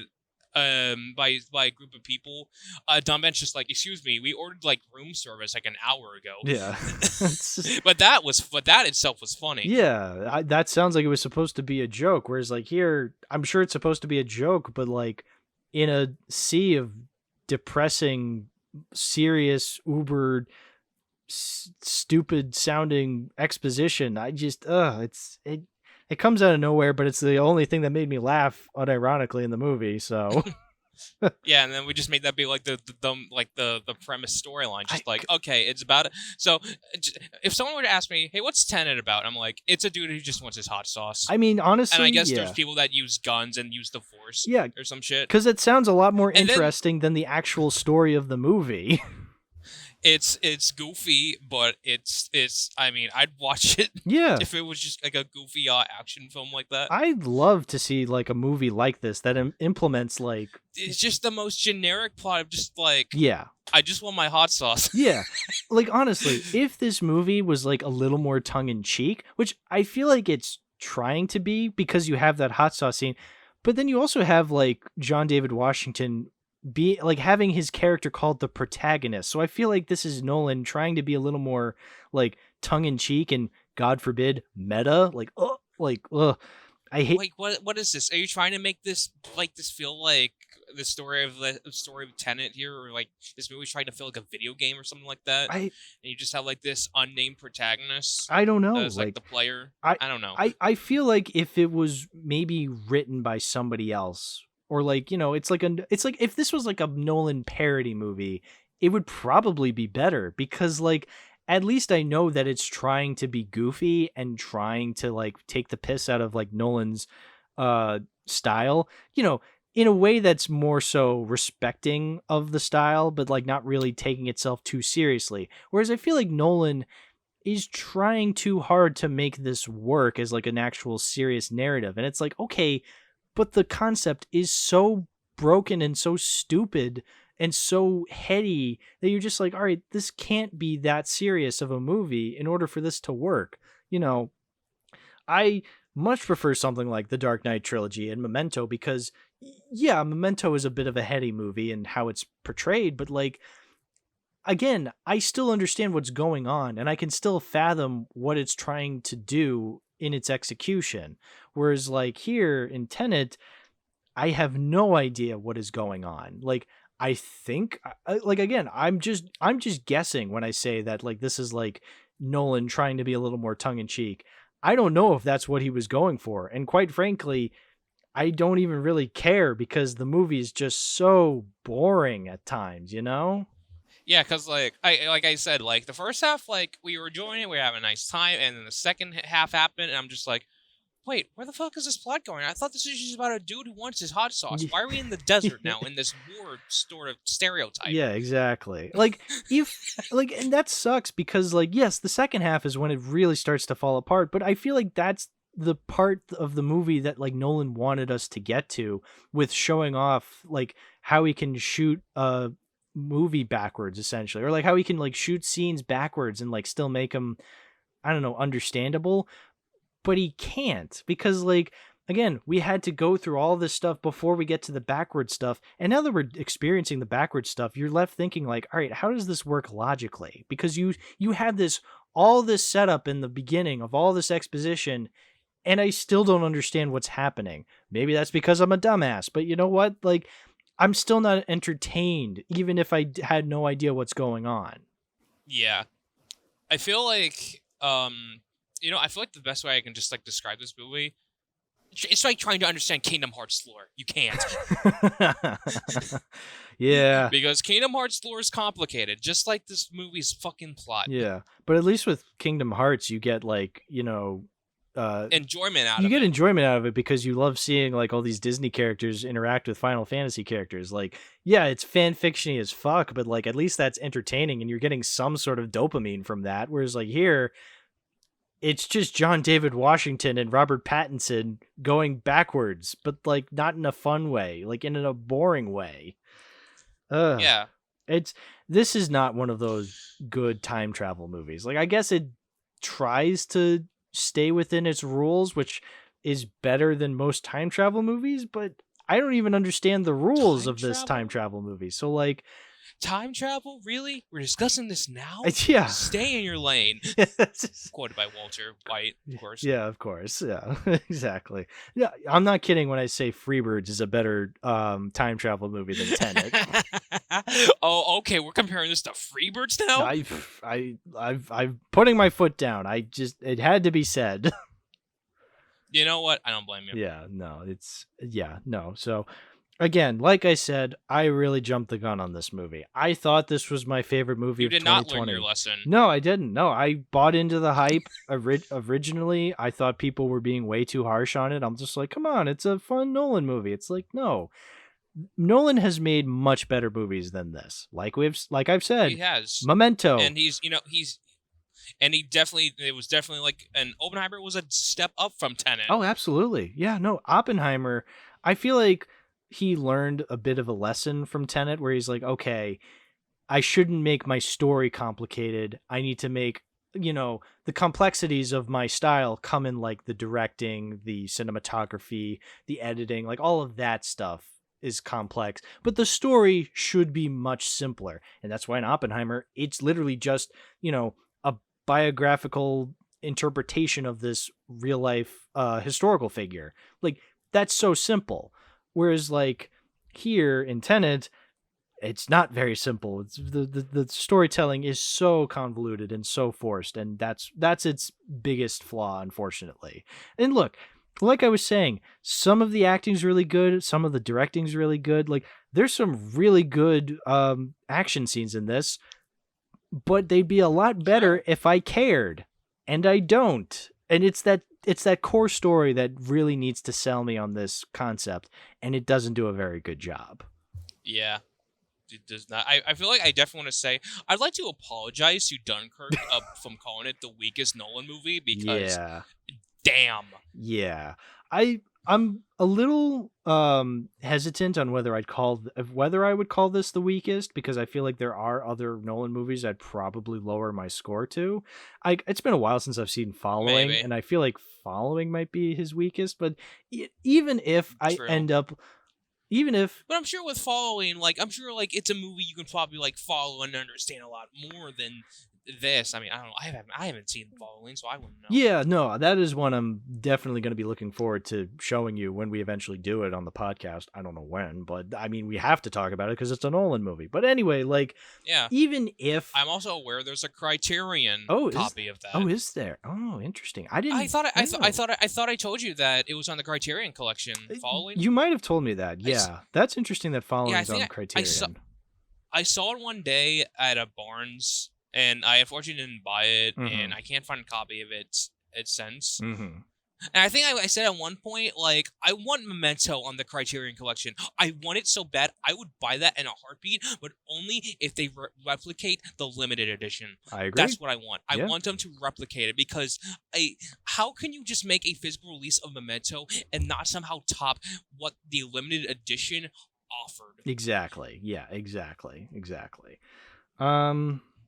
Yeah, no, I just, even if like those movies go down in score, like, I still think Tenet is definitely one of Nolan's weakest. Like, it's a case of he flew too close to the sun. Like, this is his Icarus moment where like he was doing way too much, and at first I thought like he just got dealt a bad hand with like the COVID release, and like, Warner Brothers released this in theaters and then also on streaming. Like, it was just such a weird time. It was such a weird time in general for releasing movies at that time. So I get it. But like, now that it's been a couple of years, we're kind of dying down on the whole COVID scare. I can say that no, like, this is just not a very good movie. Like, I think if COVID never happened and this just normally released in theaters, I think there would still be a bunch of people complaining about it. Yeah, and I think I'm starting to like get like the love-hate relationship with this movie. Mm-hmm. Also, the one thing I always knew about Tenet before I first seen it was that someone put the whole movie on Game Boy, on a Game Boy Advance, tried to. Yes, there's a video of like someone tried to make Tenet into a GBA video output, and he did that. Like, he split the movie in 4 halves, and he put and there's like 4 like cartridges to like watch the movie like on your GBA, and it's like really cool. That's cool. I can probably I'll probably send you a link, and you can probably put it in the podcast, but Tenet GBA GBA video. Yeah, here we go. And then yeah, I put Tenet on a GBA video cartridge out of spite. Out of spite. Oh, wait. He did it again with Morbius. Oh, did he? I just realized. No, I never knew about this, but I just looked it up, and that was the second result. On Game Boy Color, Wow. for some reason. Wow. Well, I mean, you got to see Morbius in color. I mean, come on, it's Morbius. Yeah, but it's not GBA video. It's Game Boy Color. He put it on Game Boy Color. Oh, okay. I have to look at that video when I'm done with this. Yeah, that's 'cause interesting. I have not seen that before. I never knew he did that. Yeah, no, that's interesting. I mean, it's interesting that he put Tenet on GBA. Like, that's funny, but like, wow, that's Morbius is even funnier. Yes. It definitely, and on the a more weaker GBA. Yeah, exactly. I mean, that's the thing with Nolan is like, I remember at the time he was complaining that like, you know, you have to see Tenet in theaters because it's a movie made for the theater experience. And it's just like, and look, I get it. Like, Yeah, I remember hearing about that, and that's why the video is called. He put it on GBA video out of spite. exactly. I mean, well, that's the thing is, I mean, that's the thing with a lot of like, the older generation of directors and stuff like that. Like, they really idolize the theater experience. And it's like, yeah, I get it. I want to see these movies on like very big screens. I did go see Oppenheimer in a theater. Unfortunately, it was a standard theater, like, because I was in a Massachusetts beach town. Like, they don't have IMAX out there, but I still had a good time with Oppenheimer, despite it not being like in IMAX or Dolby Cinema. Like, I still had a good time because the movie was good. Like, that's why I enjoyed it. Like, I don't care if a movie is in IMAX or it's shot in IMAX or it's shot for like a theater experience. We're like, oh, the highest quality you can get is at a theater. Guess what, motherfucker? I grew up watching these movies not because I went to the theaters, but because I owned them on like physical media and I watched them in the comfort of my own home. Like, the first time I ever saw the Dark Knight trilogy was I bought all 3 movies on DVD from a Target. Like, and I watched them right when I got home and I loved them. Not because I saw them in the highest quality in theaters, but because I watched them and enjoyed them. I think that's the same story with me. I just found like a Blu-ray copy of the collection at Target. Yeah. And I bought it. Yeah, exactly. Yeah.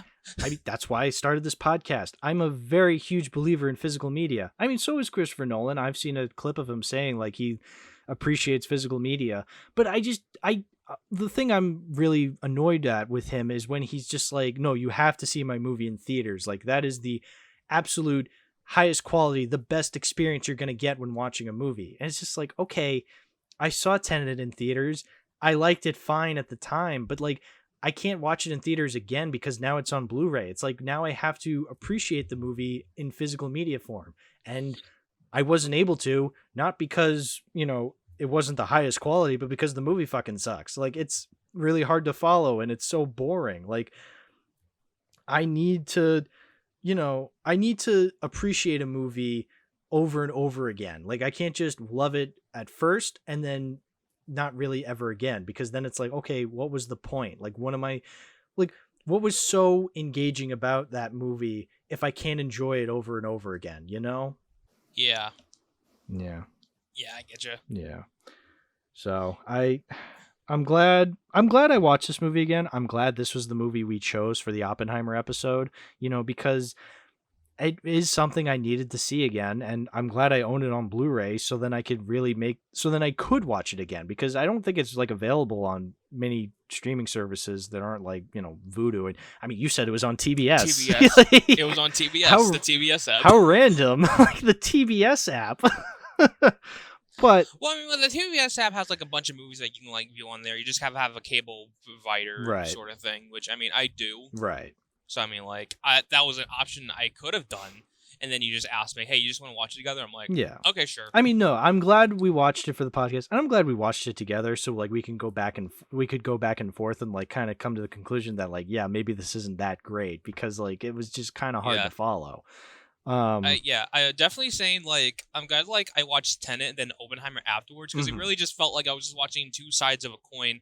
Just seeing how like you're watching like the latest film he did and like it was kind of mediocre, and then you just see Oppenheimer where it's just like that was like a complete step up from Tenet, and I'm glad that Oppenheimer did a lot better and was definitely a step up from Tenet, and I just a way to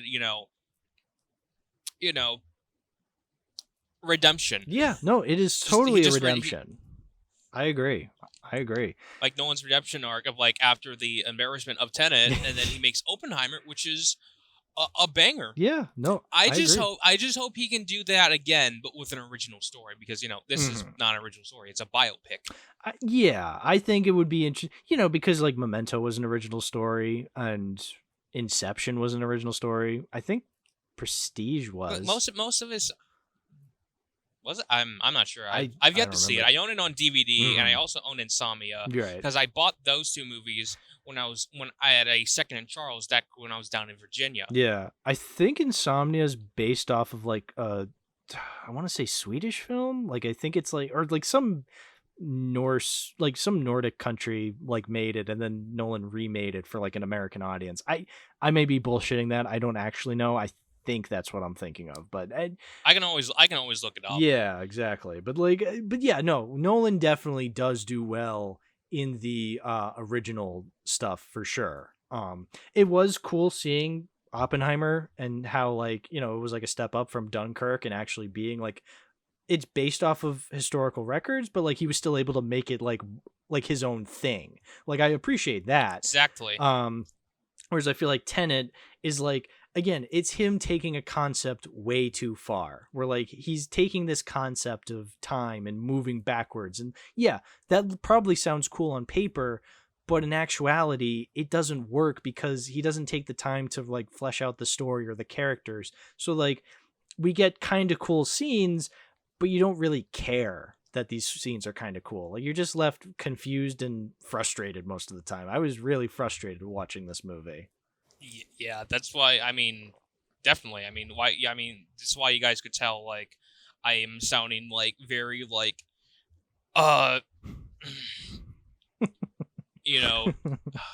deranged. Yeah. At the moments before we actually talked about Tenet, because I'm just hyping up that I'm disappointed. Yeah. In this. Yeah, it is.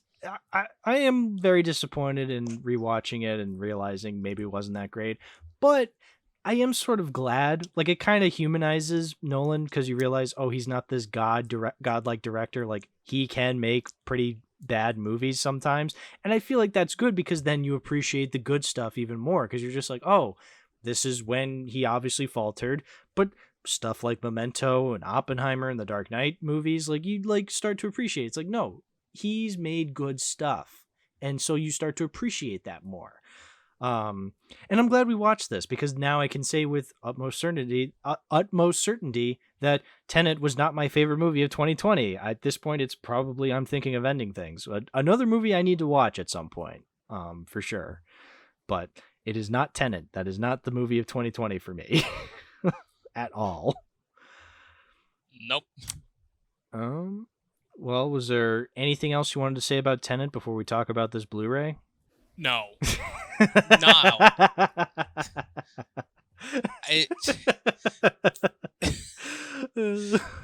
Boy, I don't think you were this. I don't think you were this frustrated when we talked about the Star Wars Holiday Special. Okay, but like the holiday special is a meme-worthy fest of a special. Yeah, exactly. With Tenet, is just like with holiday special, it's not something you have to take seriously. This was taken seriously. That's a very good point. Yeah. No, and once right. again, this shit felt like my Showgirls. As someone has not seen Showgirls, but I feel like in a way, it's a way of how Showgirls like drained Hal, just like how this movie drained me. Yeah. Well, if we're going if you're talking about draining, I would say this is probably your Marmaduke 2022 then, because that was draining. That was draining. Showgirls was bad, but like funny bad. Marmaduke 2022. Now that is fucking draining. Oh, but yeah, no, I completely agree. It's not a very good movie. Again, I am glad we talked about it, so I can come to this conclusion that I don't need this Blu-ray in my collection. I mean, it's a neat Blu-ray. I think it's one of those Blu-rays that comes with a DVD version. I think that was the version I showed you because I'm pretty sure I got a Blu-ray player that attaches to my laptop, but I haven't tried it out with the Blu-ray player. I just wanted to try it out with the DVD to make it easier. This is it's a nice Blu-ray. Like, it looked okay even on DVD. I'm very pissed off at the back quotes, like the quotes on the back that there's, what is this? Chris Honeysett of the Daily Mirror gave it 5 stars and called it bold, epic, and ingenious.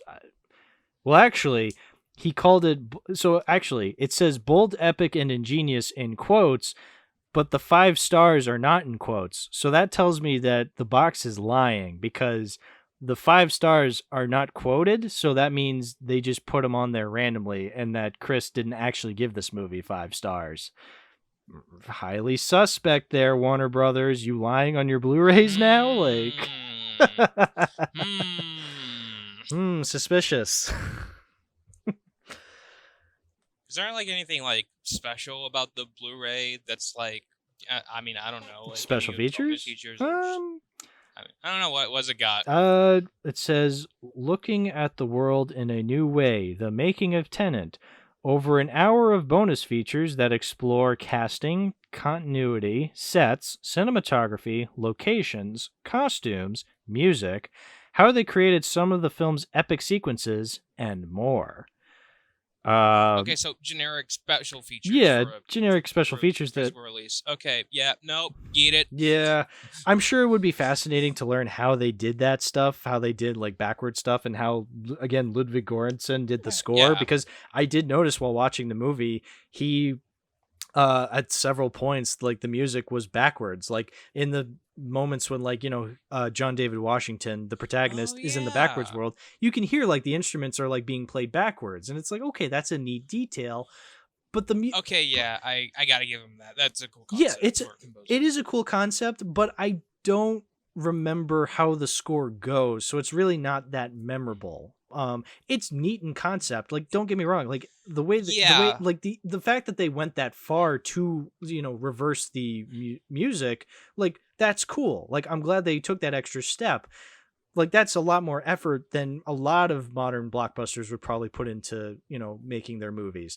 But I still don't think it's a very good score, because I don't remember much of anything about it. It didn't really stand out in any way, like, as opposed to like the score of Oppenheimer. So, like, again, A for effort, but it's just not that memorable of a score, unfortunately.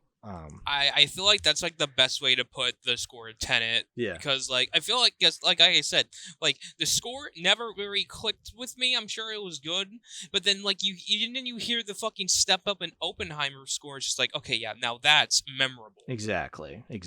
So yeah, not a very good movie, unfortunately. So, as I said, this will not be joining the collection. It's another movie I'm unfortunately getting rid of. Get it out of here. Yeah. Get out of here. Get it out of here. Don't give him his jacket. Oh my god. I just remembered something when I was down in Virginia when I went to Second and Charles. Because, like, I know, like, there's, like, this, like, Warner Nolan collection Blu-ray set, right? Ooh, that sounds like, cool. It has, like, I guess it has, like, the Dark Knight trilogy. I think there's, like, Inception, Interstellar, and I think maybe Tenet. Mm-hmm. Hold on, let me look at the... Yeah, look this up. I'm curious to know. Yeah, hold on. Okay, wait. Is this the right one? Okay. There's like this Nolan collection. It's like the movies that's like under Warner, of course. So like you have the Dark Knight, the Batman trilogy, Inception, Interstellar, and Prestige. So Tenet's not on here. Okay. So yeah, like I saw that set. But here's the thing. It was only the set was there, but it was only for like the bonus feature discs. Oh, it's one of those. Like, yeah, because like I guess there's like 2 cases where like you have like the movies in one set, and then like the other set is just the bonus feature discs, and and the only thing I could find was the bonus features discs. Like you can buy the bonus features disc, but not the movies. Oh, that's funny. That itself was just like, wow. That's funny. Yeah, no, that is like, that's something you got to look out for when you buy stuff secondhand. I was just at since I was just on vacation, this is the like I've mentioned earlier, I was at a flea market that's next to the theater that I saw Barbenheimer at. That flea market, that exact flea market, is where I got the Star Wars Holiday Special DVD. But I've also gotten stuff there that, like, I've opened up the box and there's no disc in there. So, like, Oh yeah. Oh, you know what? I feel like that happened with me one time when I went to like a thrift store and I found a copy of Prestige. Yeah. I open it, no disc. Yeah, no. So, like, I got this movie called She Creature from, okay, it wasn't at that flea market, but it was at like a thrift shop in that same town. I got this movie called She Creature, and it took me a year before I actually opened up the box and realized, oh shit, there's no disc in here. Like, I bought the box without realizing there's no disc in here. And, like, that's on me. Like, obviously it's entirely my fault. I mean, first of all, the store should not be doing that, but, like, if the store is dumb enough to do that, then I, as the consumer, need to be smart enough to realize, okay, I'm at a secondhand shop. Like, maybe I should really be paying attention to what it is I'm fucking buying here. So every time I buy something, even if it's like, especially if it's from like a secondhand shop, I double check to make sure, hey, is there a disc in here? Because I know that's such basic shit, but, like, again, I've been swindled a couple of times into buying blank boxes with no disc in there. So We've been Smeckledorf. I have been Smeckledorfed upon many occasion. So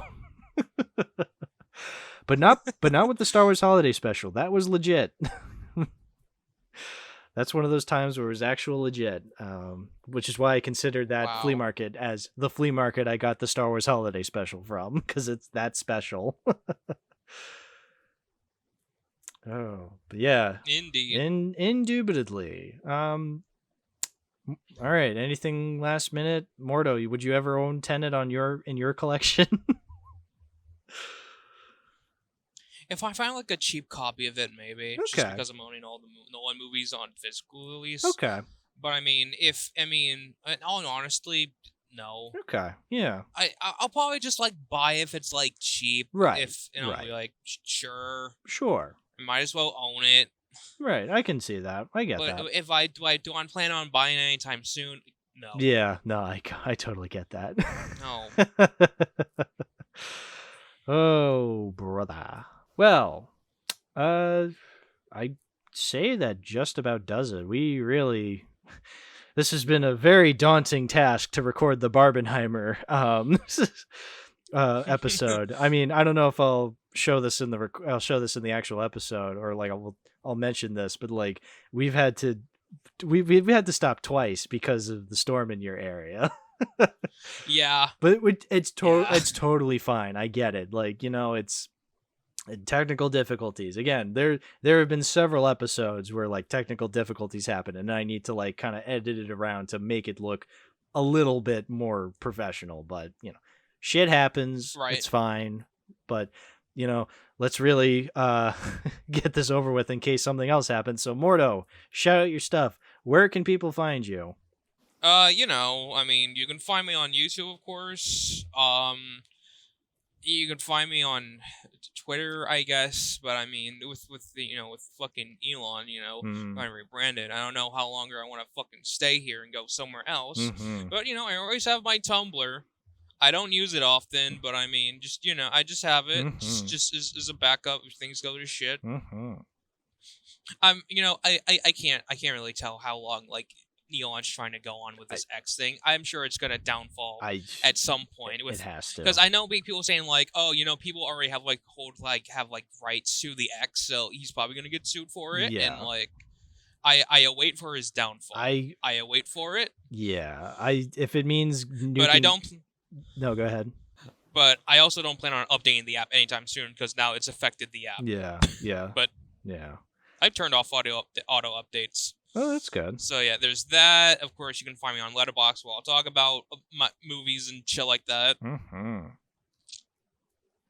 I don't know. I plan on trying to maybe get like a Blue Sky account, but I just need to get an invite code. Because there's like another like Twitter clone I guess people are moving to. Yeah, I hear that is invite only, which is weird. It's just like, okay, yeah, I don't want to use it then. I'm in a server where like we'll do like a raffle of like who'll get an invite code. Oh, and okay. I wait to get mine. Okay, interesting. Yeah. Yeah. And yeah. and just for the heck of it, let's plug my Oppenheimer of a film, the Yellow Cut. Yeah, please do. This thing is so I guess let's do a little like side mission here. So if for those who don't know, I recently made a 4-hour cut of Beauty and the Beast, pretty much combining all 3 films and adding the Christmas special, the Enchanted Christmas, and the Magical World into the middle part of the main movie. Mm-hmm. And it came out to be 4 hours long, and of course, me and Chal and all our friends in the Shaft Gang had a watch party on a Saturday. It was the most deraining shit we've ever seen, and my film, it killed people. I think I broke James at one point. I broke a lot of people that night. Can I just say? I have never heard James like ecstatically scream like that when we faded in back into the real movie and Gaston showed up. I have never heard him like scream with delight so like that. back. Yeah, exactly. It was cosmic, man. It was amazing. I think we clipped that. We clipped that, and of course, Buster like posted that. Yeah. So yeah, but you can find so everyone can stop asking me. It will be in the link in the description. Mm-hmm. You can go to my channel where I do my little director's intro, and it's in the link in the description. Either you can watch it on Google Drive or Mega. Just stop and just stop asking everyone. Yeah, exactly. Please, Just stop asking everyone where it's at. Stop asking me to put more stuff into it because it took like pretty much most of a day to render this. Yeah. If I am really that desperate enough, I will remake this and add more to it, but I ain't doing that anytime soon. Exactly. Yeah, no. And if I did do it, I'm adding more shit posts into it. I'm not making this into like an actual like full cut. I'm doing it for the lull of it. I'm gonna put helicopters everywhere. You can't fucking stop me. Exactly. Yeah, go off, dude. But I'll probably do that.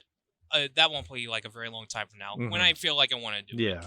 And don't ask me to do another Yellow Cut for another film. Yeah, no. Of course If I not. want to, maybe, but that opportunity is open for anyone else. Exactly. Well, that's what William was saying. It's like, if you really want to see it so badly, do it yourself. Like, you did it yourself. Like, it's not hard to do. Like, you just download the 3 files and you put it in your own editing software.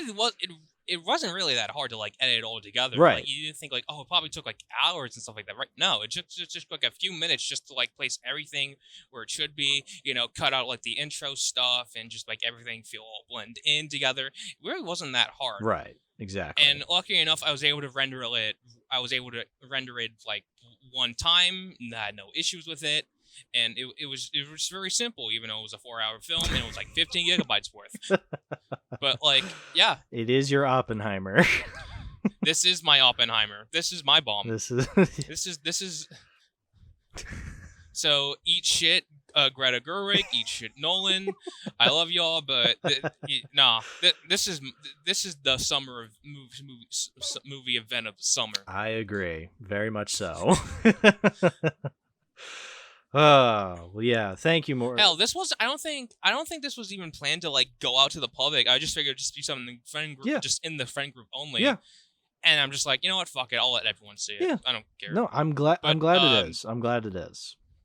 And I thank y'all, and I have to thank you guys for encouraging me to do this. I didn't think you guys would really care for it, but you all showed like encouragement and said, "Dude, go for it. It'd be really fun if you all watch this together." And I'm like, "Okay, sure." Yeah, look, it's not something I want to experience again, but it is something I'm glad we did experience. It's like, yes, yeah, no, I completely agree. But yeah. But anyway, to respond, you're welcome. You're welcome. Because I know I interrupted you when you said thanks, and I'm sorry. No, that's okay. Yeah, so I'm just saying thank you for coming on. This was. Oh, you're welcome. I'm happy to be back. Yeah. I'd be down anytime, but I know like you like to keep things paced. Oh, don't worry. The next time you'll be on. Maybe a Nolan movie, maybe Faust. It depends. I know our friend of ours is saying we should do Faust on episode 69. Mm-hmm. That and is. What episode are we on now? We're on 56. Oh wow! I mean, it's not that far. We just got like 10 or 15 so to go. Yeah, I don't know. Yeah. I mean, if all else goes swimmingly with the schedule, episode 69 should be out on Halloween. But I mean, I'm not there yet, so who knows? Oh, that would be perfect timing. It would be perfect. It would be another it'd probably be like another intermission episode of the Nolan anthology because I don't think we're talking about Nolan film with that one. Probably it's just not. All Faust. Yeah, it would probably just be all Faust. But again, that's in the future. I'm not ready to discuss that yet. But you know what? Yeah, thanks for coming on the Barbenheimer episode. That much I know. Oh, you know it. I'm happy to be here. Yeah. You know, I mean, I had to because Barbenheimer had Nolan involved. Exactly. And thank you, the listener, for listening to this podcast. Hey, if you want to support the show, give a like, give a comment. Listen to us on Spotify and Apple Podcasts or on YouTube. That's fine too. You can listen anywhere. That's anywhere you find this show, just listen to it. But yeah, thanks for watching, and always remember, I ordered my hot sauce an hour ago. Where is it? All right, yeah, let's go get some hot sauce, Hal. Let's go out and get some hot sauce. Yeah, let's go get some hot sauce. Yeah, sounds good. Yeah, let's get some hot sauce. All right, we're going to the store. We're gonna go get some hot sauce. Thanks for listening to us. You drive, right? I can't drive. Okay, yeah, I'll drive. Okay, yeah, because I don't have a license. Okay, let's go. You don't need a license to drive a hot sauce. Okay, bye, everybody. Wait, what?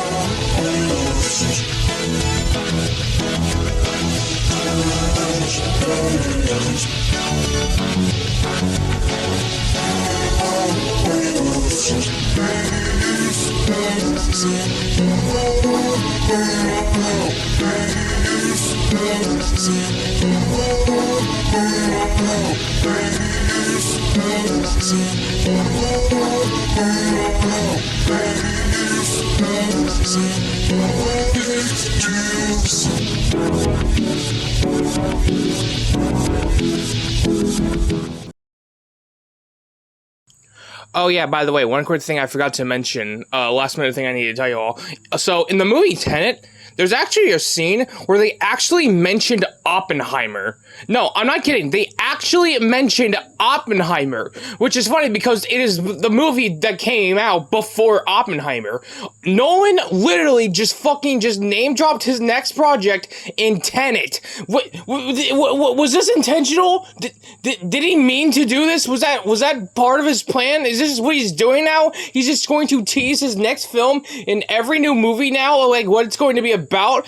Did he plan? What the fuck?